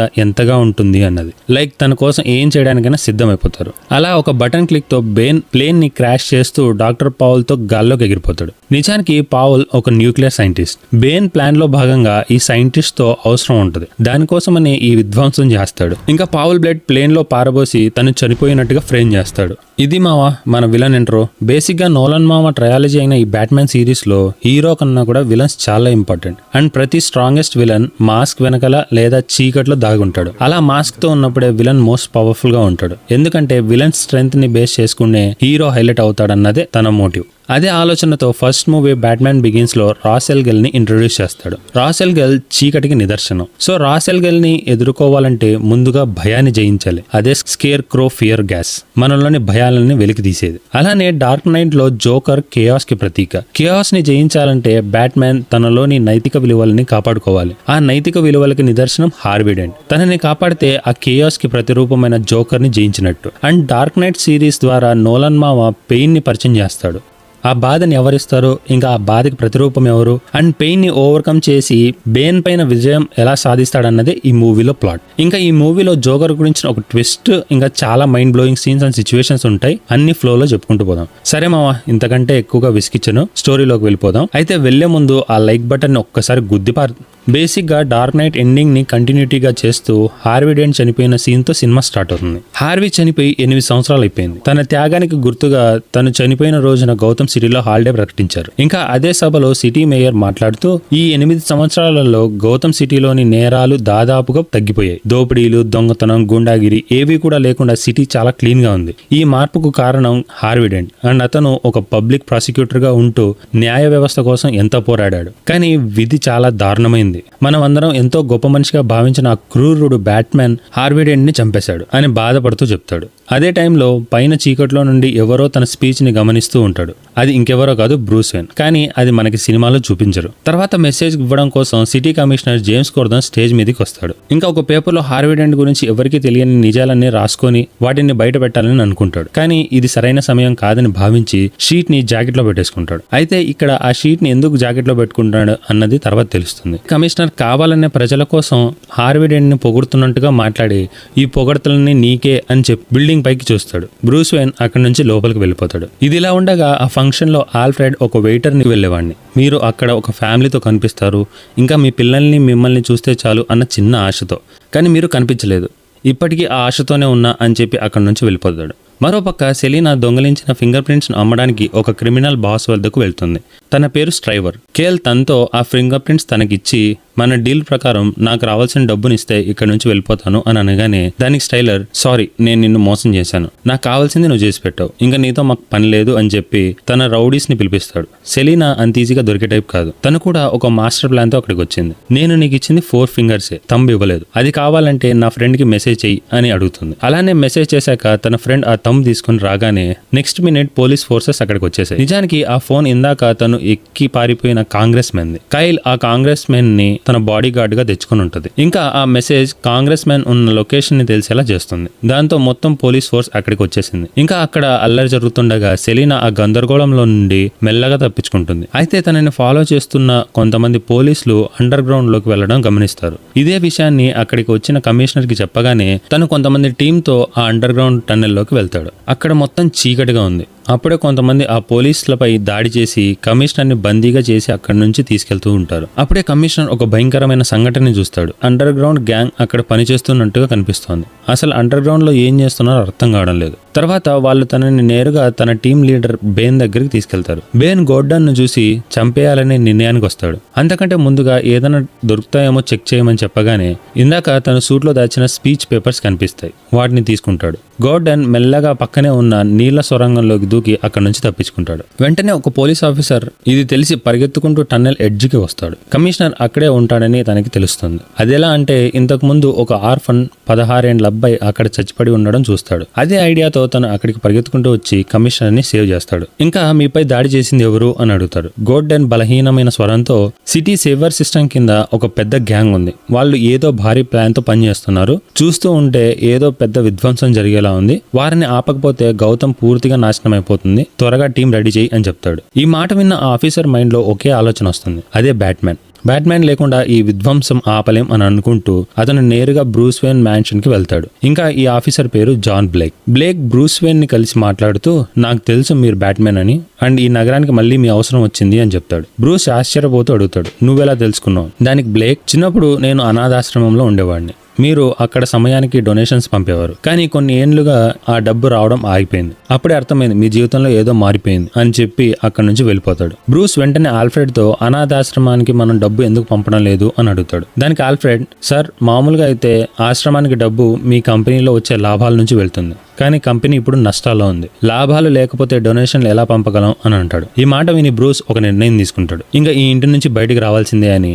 అదే ఆలోచనతో అతను ముందుగా హాస్పిటల్కి వెళ్లి డాక్టర్ని మీట్ అవుతాడు. బ్రూస్ డాక్టర్తో నా నీస్ లో ఏం సమస్య ఉందో చెప్తారా అని అడిగితే దానికి డాక్టర్, మీ మోకాలి కార్టిజోల్ పూర్తిగా దెబ్బతింది, ఇంకా చాలా వరకు బోన్స్ లో మజిల్స్ లో స్ట్రెంగ్త్ లేదు, మీరు చాలా వీక్ గా ఉన్నారు, వీలైనంత వరకు రెస్ట్ తీసుకోవాలి అని చెప్పి అక్కడి నుంచి వెళ్ళిపోతాడు. కానీ బ్రూస్ వినడు. ఒక బ్లాంక్ మాస్క్ పెట్టుకుని విండో నుంచి దూకి వెంటనే కమిషనర్ గోర్డన్ ఉన్న ఫ్లోర్ కి చేరుకుంటాడు. అప్పుడు గోర్డన్, గౌతమ్ సిటీలోని టన్నెల్స్ లో ఒక భారీ అక్రమ ఆపరేషన్ నడుస్తోంది, సకాలంలో వారిని ఆపలేకపోతే మాత్రం ఈ నగరం అత్యంత భయంకరమైన ప్రమాదానికి గురవుతుంది అని చెప్తాడు. తర్వాత సీన్ లో బ్రూస్ ఒకరిని ఫాలో అవుతూ సిటీలో జరుగుతున్న ఒక పెద్ద పార్టీకి వెళ్తాడు. అప్పుడే టేడ్ బ్రూస్ దగ్గరికి వచ్చి తన ఐడియా అయిన క్లీన్ ఎనర్జీ ప్రాజెక్ట్ లో ఇన్వెస్ట్మెంట్ చేయమని అడుగుతుంది. దానికి బ్రూస్ సారీ నేను యాక్సెప్ట్ చేయలేను అని అంటాడు.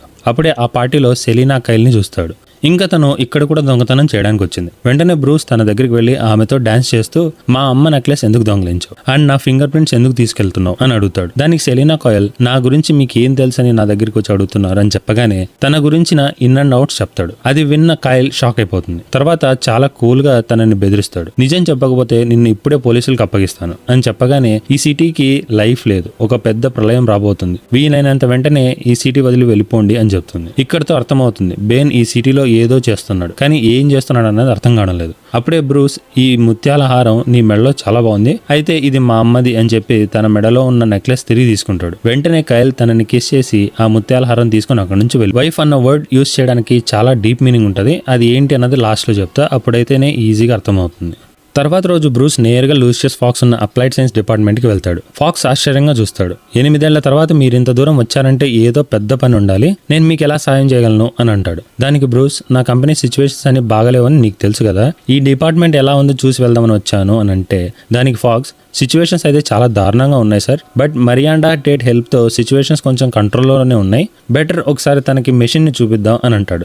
దానికి బ్రూస్ నాట్ నో అని చెప్పి అక్కడి నుంచి వెళ్ళిపోతూ ఉండగా, మీరు ఎంత దూరం వచ్చారు ఇంకా ఏమీ అడగకుండా వెళ్ళిపోతున్నారేంటి అని అంటే, నేను రిటైర్డ్ అయిపోయాను అని చెప్తాడు. దానికి ఫాక్స్, పర్లేదు సార్ ఒకసారి నా ఇన్వెన్షన్స్ చూసి వెళ్ళండి అని చెప్పి ఫాక్స్ అతన్ని ఒక సీక్రెట్ అండర్ గ్రౌండ్ బేస్మెంట్లోకి తీసుకెళ్తాడు. అక్కడ ఎన్నో సంవత్సరాలుగా బ్యాట్మ్యాన్ కోసం తయారు చేసిన కొత్త గ్యాడ్జెట్స్, సూట్స్, ఆయుధాలు ఉంటాయి. అదే సమయంలో ఫాక్స్ అతనికి తన కొత్త ఆవిష్కరణను చూపిస్తాడు. అది చూసిన బ్రూస్ అలానే సర్ప్రైజ్తో కళ్ళు ఆర్పుకోకుండా చూస్తూ ఉంటాడు.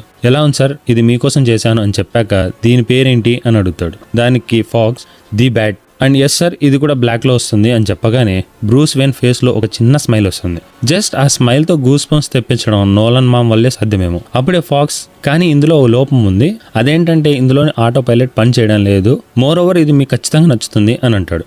తర్వాత బ్రూస్ తన కాళ్ళకి ఒక మెకానికల్ బ్రేస్ వేసుకుంటాడు. ఇంకా అది బ్రూస్ ఎంటర్ప్రైజెస్లో తయారు చేయబడిన ఎక్సోస్కెలిటన్ బ్రేస్. ఇది వేసుకున్న వెంటనే గోడని కూడా ఒక్క కిక్తో బద్దలు కొట్టేస్తాడు. ఈ బ్రేస్ అంత పవర్ఫుల్ది అండ్ తనకి ఫిజికల్గా స్ట్రాంగ్గా ఉండడానికి హెల్ప్ చేస్తుంది. అది చూసిన ఆల్ఫ్రెడ్ బ్రూస్తో, మాస్టర్ వేన్, మీరు చేయబోయే ఈ పని మీ వల్ల కాదు, మీరు మునుపటిలాగా లేరు, 8 ఏళ్లుగా ఈ ఇంట్లో బందీగా ఉన్నారు, దీంతో మీ శరీరం పూర్తిగా నగరంలో చాలా భయంకరమైన సంగతులు జరుగుతున్నాయి, అండర్ గ్రౌండ్ లో మనకు తెలియకుండా ఎవరో పెద్ద ప్లాన్ చేస్తున్నారు, అది ఎలా అయినా ఆపాలి, లేదంటే మొత్తం సిటీకే నష్టం, అండ్ దీని గురించి ఏమైనా సమాచారం నీ దగ్గర ఉందా అని అడుగుతాడు. అప్పుడు ఆల్ఫ్రెడ్, ఎస్ సార్, ఈ గ్యాంగ్ లీడర్ పేరు బ్యాన్ అని చెప్పి బ్రూస్కి దిమ్మ తిరిగే విషయం ఒకటి చెప్తాడు. బ్రూస్కే కాదు, నాకు కూడా మైండ్ పోయిన విషయం ఇది. అదేంటంటే అతను ఒకప్పుడు లీగ్ ఆఫ్ షాడోస్ లో సభ్యుడు అని అంటాడు. కానీ రాసెల్ గల్ అతన్ని చూసి చాలా ప్రమాదకరుడిగా భావించి సంస్థ నుంచి వెళ్ళగొట్టాడు. అంతేకాకుండా తనని ఒక జైల్లో పడేశారు. ఆ జైలు నరకానికి ఏ మాత్రం తక్కువగా ఉండదు. ఇంకా తను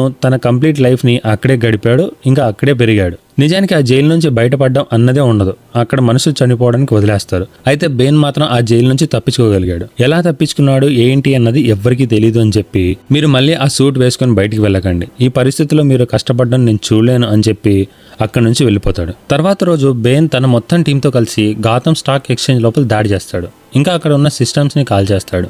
అలానే కొంతమంది మనుషుల్ని కూడా చంపేస్తాడు. అయితే ఇక్కడ ఏం జరుగుతుంది అన్నది ఎవ్వరికీ అర్థం కావడం లేదు. మరోపక్క బెయిన్ టీం కాల్పులు ప్రారంభిస్తుంది. అక్కడున్న వారంతా భయంతో కిందకి వంగి కూర్చుంటారు, ఎవరూ కదలట్లేదు. సెలీనా బ్రూస్ వేన్ ఇంటి నుంచి దొంగలించిన ఫింగర్ ప్రింట్స్ ఒక మాఫియా లీడర్కి ఇచ్చింది కదా, ఆ లీడర్ ఒకరి కింద పని చేస్తాడు, అది ఇంకెవరో కాదు ఈ ఫింగర్ ప్రింట్స్ ఉపయోగించి బేన్ స్టాక్ మార్కెట్లో వేన్ ఎంటర్ప్రైజెస్ షేర్స్ ను భారీగా కొనుగోలు చేయడం ప్రారంభిస్తాడు. అప్పటికే ఆ స్టాక్ ఎక్స్చేంజ్ ను ఆపడానికి పోలీసులు అక్కడికి చేరుకుంటారు. మొదట వారు ఇంటర్నెట్ కేబుల్స్ ని కట్ చేస్తారు, కానీ మొబైల్ టవర్స్ మాత్రం స్టిల్ పనిచేస్తున్నాయి. దాంతో బేన్ కంపెనీ స్టాక్ బేన్ కంట్రోల్లోకి వెళ్ళిపోతుంటాయి. ఇంకా అక్కడే టైం వేస్ట్ చేయడం ఎందుకని చెప్పి అట్ సేఫ్ గానే ఉన్నాయి కదా అని అంటే, ఎస్ సార్ అవన్నీ సేఫ్ అని చెప్తాడు. తర్వాత వెంటనే మిస్టేట్ తో ఎనర్జీ ప్రాజెక్ట్ గురించి డిస్కషన్ కోసమని మీటింగ్ ఏర్పాటు చేయమంటాడు. అప్పుడే అక్కడికి వచ్చిన మిస్టేట్ కి అండర్ గ్రౌండ్ లో నిర్మించిన న్యూక్లియర్ రియాక్టర్ ని చూపిస్తాడు. ఇంకా ఈ రియాక్టర్ మీ బాధ్యత అని చెప్పాక నెక్స్ట్ డే బ్రూస్ వేన్ కంపెనీలో జరుగుతున్న బోర్డ్ మీటింగ్ లోకి వెళ్తాడు. అక్కడే ఉన్న డగెట్ ఈ బోర్డులో అవసరం లేని వాళ్ళు ఉండకూడదు అని చెప్పి తనని అవమానిస్తాడు. తర్వాత కిందకి రాగానే తను చెల్లించవలసిన డబ్బుల్లో భాగంగా తన కార్ని అక్కడి నుంచి తీసుకుని వెళ్ళిపోతారు. మొత్తంగా రోడ్డు మీద నిలబడిపోయాడు. అప్పుడే John Blake, can I get you a ride అని చెప్పి తన పోలీస్ కార్లో తనని ఎక్కించుకొని తీసుకెళ్తుంటాడు. తర్వాత సీన్ లో డగ్గెట్ అనుకున్నట్టుగా వేన్ కంపెనీ తన కంట్రోల్లో లేకుండా పోయింది. అంతేకాకుండా మిస్టేట్ కూడా బోర్డ్ మెంబర్ అవగానే కోపంతో రగిలిపోతూ బేన్ మీద అరవడం మొదలు పెట్టగానే దానికి బేన్ మొదట అనుకున్న ప్లాన్ ప్రకారమే జరుగుతుంది కదా అని అంటాడు. అప్పుడు బేన్ డగ్గెట్ మీద చేయి పెట్టి, do you really think you are in charge అని అనగానే కుక్కిన పేనులా కిముక్కు మనకోకుండా నిల్చొని ఉంటాడు. Money doesn't give power over me అని చెప్పి తనని అక్కడికక్కడ చంపేస్తాడు. తర్వాత బ్రూస్ వేన్ జాన్ తో కలిసి వెళ్తూ ఉండగా జాన్ అడుగుతాడు, ఎందుకని మీరు మాస్క్ వేసుకుని ఉంటారు, నార్మల్ గానే సిటీని కాపాడొచ్చు కదా అని అంటే దానికి బ్రూస్, నిజానికి మాస్క్ అన్నది ఒక సింబల్, న్యాయం కోసం పోరాడే ఎవరైనా బ్యాట్మ్యాన్ అవ్వచ్చు అన్నది చూపించాలనుకున్నా అని అంటాడు. ఈ లైన్ కి అసలు అర్థం లాస్ట్ లో తెలుస్తుంది. తర్వాత బ్రూస్ వెయిన్ కాయల్ ని కలిసి బ్యాట్మెన్ కి బేన్ ఉన్న లొకేషన్ కావాలి, అందుకే నీ సహాయం అడగమన్నాడు అని చెప్తాడు. దానికి తను సరే అని ఒప్పుకుంటుంది. ఇంకా తనని అండర్ గ్రౌండ్ సొరంగాల ద్వారా బేన్ గ్యాంగ్ పనిచేస్తున్న స్థలానికి తీసుకెళ్తుంది. ఇక్కడ మొదలవుతుంది అత్యంత భయంకరమైన fight. And Dark Knight Rises అవ్వడం. ఒక్క చేత్తో విరగొట్టినప్పుడు విరిగింది మాస్క్ కాదు, బ్యాట్మ్యాన్ అనే లెజెండ్, బ్రూస్ వెయిన్ అనే మనిషి, అతని ఆశ, అతని ఇంట్యూషన్. ఇలా మెంటల్ గా, ఫిజికల్ గా, ఇంకా సైకలాజికల్ గా పూర్తిగా విరిగిపోయాడు. ఈ సీన్ తో క్రిస్టోఫర్ నోలన్ ఒక సందేశం ఇస్తాడు. A hero cannot rise until he completely falls. Batman mask విరగడం, బ్రూస్ యొక్క ఈగో మరణించడం. ఈ సీన్ గురించి ఎందుకు ఇంత డీటెయిల్ అన్న డౌట్ మీకు రావచ్చు. నిజానికి ఇదే డార్క్ నైట్ ట్రైలాజీలో అత్యంత స్ట్రాంగెస్ట్ ఫిలాసఫికల్ టర్నింగ్ పాయింట్. ఎందుకంటే ఇక్కడ నుంచి రియల్ హీరో రైజింగ్ ఉంటుంది. చివరికి బేన్ అన్నాడు, నీకు ఒక సర్ప్రైజ్ ఉంది, అది చూశాక నీ వెన్ను విరుస్తాను అని చెప్పి తన దగ్గర ఉన్న డెటోనేటర్తో బ్లాస్ట్ చేయగానే టంబ్లర్ వచ్చి కింద పడుతుంది. అది చూసిన బ్రూస్ షాక్ అవుతాడు. ఎందుకంటే ఆ ఎక్విప్మెంట్ తనకి దక్కకూడదు అని అనుకున్నాడు, కానీ అవన్నీ బేన్కి దొరికిపోయాయి అని బాధపడుతూ ఉండగా తన వెన్ను విరిచేస్తాడు. తర్వాత తన అనుచరులతో తనని ఒక లొకేషన్ లోకి తీసుకుని వెళ్తారు. బ్రూస్ కళ్ళు తెరవగానే తన ముందర బేన్ కూర్చొని ఉంటాడు. Why didn't you kill me అని అడిగితే, నిన్ను చంపేస్తే రాసెల్ గెల్ కళ ఎలా నెరవేరుతుంది? నువ్వు గోథమ్ సిటీ నాశనం అవ్వడం చూడాలి, ఇంకా నీలో ఉన్న ఆ హోప్ గాల్లో కలిసిపోవాలి, నీ శేష జీవితం అనుభవించాలి అని చెప్పి అక్కడ ఒక టీవీని ఫిక్స్ చేసి వెళ్ళిపోతాడు. ఆ జైల్లో కొందరు పాత ఖైదీలు కూడా ఉంటారు. వాళ్ళు బ్రూస్తో నిన్ను బ్రతికే ఉండేలా చూడమని చెప్పారు అని చెప్పగానే అప్పుడే కొంతమంది అరుస్తూ ఉంటారు. దానికి బ్రూస్ ఏంటిది అని అడిగితే, ప్రిజనర్ ఒకరు ఇక్కడ నుంచి బయటకు వెళ్ళడానికి చాలా మంది ప్రయత్నించారు, కానీ ఎవరు కూడా వెళ్ళలేకపోయారు అని చెప్పగానే మరొక ప్రిజనర్, ఇక్కడ నుంచి ఒకే ఒక్కరు ఇప్పటి వరకు బయటపడ్డారు, అది కూడా ఒక చిన్నపిల్లాడు అని చెప్తాడు. దానికి బ్యాట్మ్యాన్ బేన్ అని అంటాడు. మరొక పక్క బేన్ వెయిన్ ఎంటర్ప్రైజెస్ మొత్తాన్ని కంట్రోల్లో తీసుకొని న్యూక్లియర్ రియాక్టర్ వరకు చేరుకుంటాడు. ఇంకా టన్నెల్లో జరుగుతున్న దాని గురించి తెలుసుకుని మొత్తం పోలీస్ ఫోర్స్ ఆ టన్నెల్లోకి వెళ్ళింది. అప్పుడే బేన్ బోర్డ్ మెంబర్స్ తో రియాక్టర్ ని ఆన్ చేయించి న్యూక్లియర్ ఎనర్జీ మెషిన్ ని న్యూక్లియర్ బాంబ్ లా తయారు చేయమని చెప్పి డాక్టర్ పావెల్ ని ఫోర్స్ చేస్తాడు. అందుకు పావెల్ ఇలా చేస్తే కొన్ని రోజుల్లోనే మొత్తం సిటీ నాశనం అయిపోతుంది అని అనగానే దానికి బ్రూస్ ఐ గెస్ 5 months అని అంటాడు. అదే టైంలో పోలీస్ ఫోర్స్ మొత్తం టన్నెల్లోకి ఎంటర్ అయిపోయింది. అప్పుడే జాన్ కి తెలిసింది టన్నెల్లో ఎక్స్ప్లోజివ్స్ ఉన్నాయి అని. వెంటనే మొత్తం అందరినీ బయటికి పిలవడానికి ట్రై చేస్తారు. అప్పటికే బేన్ ఒక స్టేడియం దగ్గరికి చేరుకొని డెటోనేటర్ ని క్లిక్ చేయగానే మొత్తం సిటీ బ్లాస్ట్ అయిపోయింది. ఎక్కడ పడితే అక్కడ గుంతలు పడిపోయాయి. సిటీ మొత్తం అల్లకల్లోలం అయిపోయింది. అప్పుడే అందరికీ భయం పుట్టించేలా న్యూక్లియర్ బాంబ్ గురించి అనౌన్స్మెంట్ చేస్తాడు. తర్వాత ఆ న్యూక్లియర్ బాంబ్ ని ఆపగలిగే వ్యక్తి కేవలం డాక్టర్ పావెల్ అని తెలిసి తనని అక్కడికక్కడే చంపేస్తాడు. నెక్స్ట్ మినిట్ కమిషనర్ దగ్గర తీసుకున్న ఆ నోట్స్ ని అందరి ముందర చదువుతాడు. అదేంటంటే హార్వీ డెంటే ఆ 5 హత్యలు చేశాడు, ఇంకా కమిషనర్ కొడుకుని చంపబోతూ ఉంటే బ్యాట్మెన్ కాపాడాడు. సో మీరే చూడండి, మీకు సెక్యూరిటీ ఇచ్చే పోలీస్ డిపార్ట్మెంట్ మిమ్మల్ని మోసం చేసింది అని అందరినీ భయపెడతాడు. మొత్తం సిటీలో అల్లకల్లోలం సృష్టించేస్తాడు. ఇంకా జస్టిస్ జోక్ లాగా మారిపోయింది. డార్క్ నైట్ లో చెప్పా కదా, స్కేర్ క్రో ఇంకా అండర్ గ్రౌండ్ ఇంకా బ్లాక్ మార్కెట్ లో ఉన్నాడు అని. ఇప్పుడు పూర్తిగా బయటకు వచ్చేసి మొత్తం జనాలపైన అధికారం చూపిస్తూ రచ్చరచ్చ చేస్తూ ఉంటాడు. దానికి అర్థం ఫియర్, కేయాస్ మళ్ళీ సిటీని ఆక్రమించేసింది. ఇంతకు ముందు కంటే కూడా ఇప్పుడు బ్యాట్మెన్ అవసరం సిటీకి చాలా ఎక్కువగా ఉంది. అప్పుడే బ్రూస్ కింద పడ్డం చూస్తాం. ఇంకా ఆ పెయిన్ ని ఓవర్కమ్ చేయడం కోసం అని ప్రయత్నాలు చేస్తూ ఉంటాడు. అప్పుడే అక్కడ ఉన్న బ్లైండ్ ప్రిజనర్ తన వెన్నపూసని రెడీ చేయాలని చెప్పగానే దానికి బ్రూస్ అతనికి ఎలా తెలుసు, అతను బ్లైండ్ కదా అని చెప్తే, చాలా కాలం క్రితం ఒక వ్యక్తి మీద ఇక్కడున్న కొంతమంది దాడి చేశారు. ఎంతలా అంటే తన ముఖం మొత్తం గుర్తుపట్టలేనంతలా. ఇంకా తను ఆ పెయిన్ ని భరించలేకపోయేవాడు. అప్పుడే ఈ డాక్టర్ తన కోసం ఒక మాస్క్ ని రెడీ చేశాడు. ఈ మాస్క్ నిజానికి మామూలు మాస్క్ కాదు, అనస్థెటిక్ గ్యాస్ ఉన్న మాస్క్. అంటే తన పెయిన్ ని కంట్రోల్ చేస్తూ ఉండే మాస్క్. అంటే మీరు చెప్తున్నది తప్పించుకున్న పిల్లాడు బేన్ గురించి కదా అని అంటే, దానికి మెయిన్ ప్రిజనర్ చాలా సంవత్సరాల కిందట ఒక మనిషిని ఇక్కడికి తీసుకొని వచ్చారు. ఆ మనిషి ఒక పెద్ద నేరం చేశాడు. అతను జైలర్ కుమార్తెను ప్రేమించాడు. అందుకే అతడిని ఈ భయంకరమైన బావిలో బంధించేశారు. తర్వాత అతన్ని విడుదల చేశారు. కానీ ఎందుకు అన్నది తనకి తెలియదు. నిజానికి తన స్వేచ్ఛకి కారణం ఆ జైలర్ కుమార్తె. తను ఎంతలా ప్రేమించిందంటే అతడి కోసం ఈ జైల్లో జీవితాంతం ఉండడానికి కూడా అంగీకరించింది. కొన్ని సంవత్సరాలకు ఆమెకు ఒక బిడ్డ పుట్టింది. అదే ఆ పిల్లవాడు. ఇంకా ఆ బిడ్డకి కాపలాగా ఒక వ్యక్తి ఉండేవాడు. అయితే ఒక రోజున డాక్టర్ హెల్త్ చెకప్ చేయడానికి వెళ్లి జైల్ గేట్ క్లోజ్ చేయడం మర్చిపోయాడు. దాంతో కొంతమంది క్రూరులు తన మీద ఆఘాత్యం చేశారు. అయితే ఆపేసి ఇది బేన్ జైల్, తన స్టోరీ ఎవరికి చెప్పకూడదు అని ఒక రోప్ పెట్టి తనని పైకి లాగుతాడు. ఇలా చేస్తేనే వెన్నపూస రెడీ అవుతుంది, 2 రోజుల పాటు ఇలానే ఉండాలి అని చెప్తాడు. కాసేపటికి సడన్ గా తనకు ఒక వాయిస్ వినిపించింది. లేచి చూస్తే అది ఇంకెవరో కాదు, రాసెల్ గెల్. అది చూసి షాక్ అయిపోతాడు. అప్పుడే రాస్ అన్నాడు, నా భార్య నా కోసం ఇంత చేసిందని నాకు తెలియదు అని అనగానే దానికి బ్రూస్, అంటే బేన్ నీకన్నా కొడుక అండ్ లీగ్ ఆఫ్ షాడోస్ వారసుడు అని ఆశ్చర్యపోతాడు. ఇంకా నీ సిటీ సర్వనాశనం అవుతుంది అని అనగానే తనలోని ఆవేశం కట్టలు తెంచుకుంది. ఇంకా ఆ పెయిన్ ని దాటుకుంటూ తన కాలిపైన నిలబడతాడు. నిజానికి ఇది తనలోని ఇల్యూజన్, కాస్ పెయిన్ వల్ల తనకి ఇల్యూజన్స్ రావడం స్టార్ట్ అయ్యి ఇక్కడి నుంచి తనలోని కొత్త మార్పుని గమనించడం చూస్తాం. అదే మార్పు ఇంకా శక్తితో ఆ బావిలో నుండి బయట వెళ్ళడానికి అని చెప్పి వెళ్తాడు, కానీ ఫెయిల్ అయిపోతాడు. అప్పుడే బ్లైండ్ డాక్టర్ అన్నాడు, ఇందాక ఒక పిల్లాడి గురించి అడిగావు కదా, ఆ పిల్లాడు ఈ అంధకారంలో పుట్టి ఈ జైల్లోనే పెరిగి ఒకరోజు ఈ బావి గోడలు ఎక్కి ఇక్కడ నుంచి తప్పించుకున్న ఏకైక వ్యక్తి అని, తను చిన్నవాడైనా ఇక్కడ నుంచి తప్పించుకోవాలన్న హోప్ తనకి స్ట్రెంగ్త్ ని ఇచ్చింది అని చెప్పగానే తనలోని భయాలని, ఈగోస్ని, కోపాన్ని మొత్తం తన కంట్రోల్లోకి తీసుకొని ఎంతో నమ్మకంతో తనదంటూ మిగిలి ఉన్న బ్లాకర్ని ప్లేస్ చేసి బాంబ్ బ్లాస్ట్ అవ్వకుండా కాపాడతాడు. తర్వాత నేను మాన్యువల్గా దీని కథ చూసుకుంటా అని చెప్పి టేట్ అక్కడి నుంచి వెళ్ళిపోతుంది.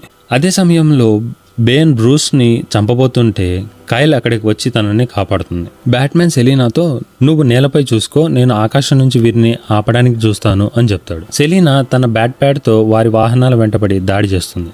ఇక బ్యాట్మెన్ తన బ్యాట్లో ఎగురుతూ ట్రక్ పై దాడి ప్రారంభిస్తాడు. సీన్ ఫుల్ ఇంటెన్స్ తో ఇంకా అద్భుతమైన CGI ఇంకా యాక్షన్ సీన్స్ అండ్ చేస్ తో హైలైట్ గా ఉంటది. చివరకు బ్యాట్మెన్ తన తెలివితో న్యూక్లియర్ బాంబ్ ఉన్న ట్రక్ ని ఓ ప్రమాదకరమైన రోడ్డుపై ఆపేస్తాడు. అప్పుడే మిరాండా టేట్ చివరి శ్వాసతో ఈ బాంబ్ సెల్ఫ్ డిస్ట్రక్షన్ డివైస్ ఉంది, సో మీ దగ్గర కేవలం 10 నిమిషాలు మాత్రమే ఉన్నాయి, వీలైనంత త్వరగా పారిపోండి, తర్వాత 10 నిమిషాల్లో గౌతమ్ నగరం భస్మం అవుతుంది అని చెప్పి అక్కడిక్కడే చనిపోతుంది. బ్యాట్మెన్ ఈ సిచ్యువేషన్ లో ఉన్న డేంజర్ ని గ్రహించి ఈ బాంబుని నగరం నుంచి దూరంగా తీసుకెళ్లకపోతే లక్షల మంది చేస్తారు, సో ఒక పని చేద్దామని చెప్పి ప్రజల ప్రాణాల కంటే నా జీవితం విలువైందేం కాదు అని తను ఆ బాంబ్ తో వెళ్లిపోవడానికి సిద్ధమవుతాడు. దానికి సెలీనా ఇలా చేస్తే నువ్వు కూడా చనిపోతావు అని చెప్తుంది. అప్పుడు బ్యాట్మెన్ గౌతమ్ ప్రజల కోసం ఇది నేను చేయాల్సిందే అని చెప్పి బ్యాట్ లోకి ఎక్కి న్యూక్లియర్ బాంబ్ పట్టణం నుంచి వెలుపలకు తీసుకెళ్తాడు. బాంబ్ పెళ్లడానికి కేవలం 1 నిమిషం మాత్రమే మిగిలింది. మొత్తం గౌతమ్ సిటీ భయంగా చూస్తూ ఉంటది. బ్యాట్మెన్ ఆ బాంబ్ తో సముద్రంలోకి ఎగిరిపోతాడు. నెక్స్ట్ మినిట్ ఒక పెద్ద పేలుడు జరుగుతుంది. ఇంకా బ్యాట్మెన్ అక్కడికక్కడే మరణించాడు. తర్వాత రోజు కమిషనర్ గార్డెన్ తన దగ్గర ఎన్నో ఏండ్ల నుంచి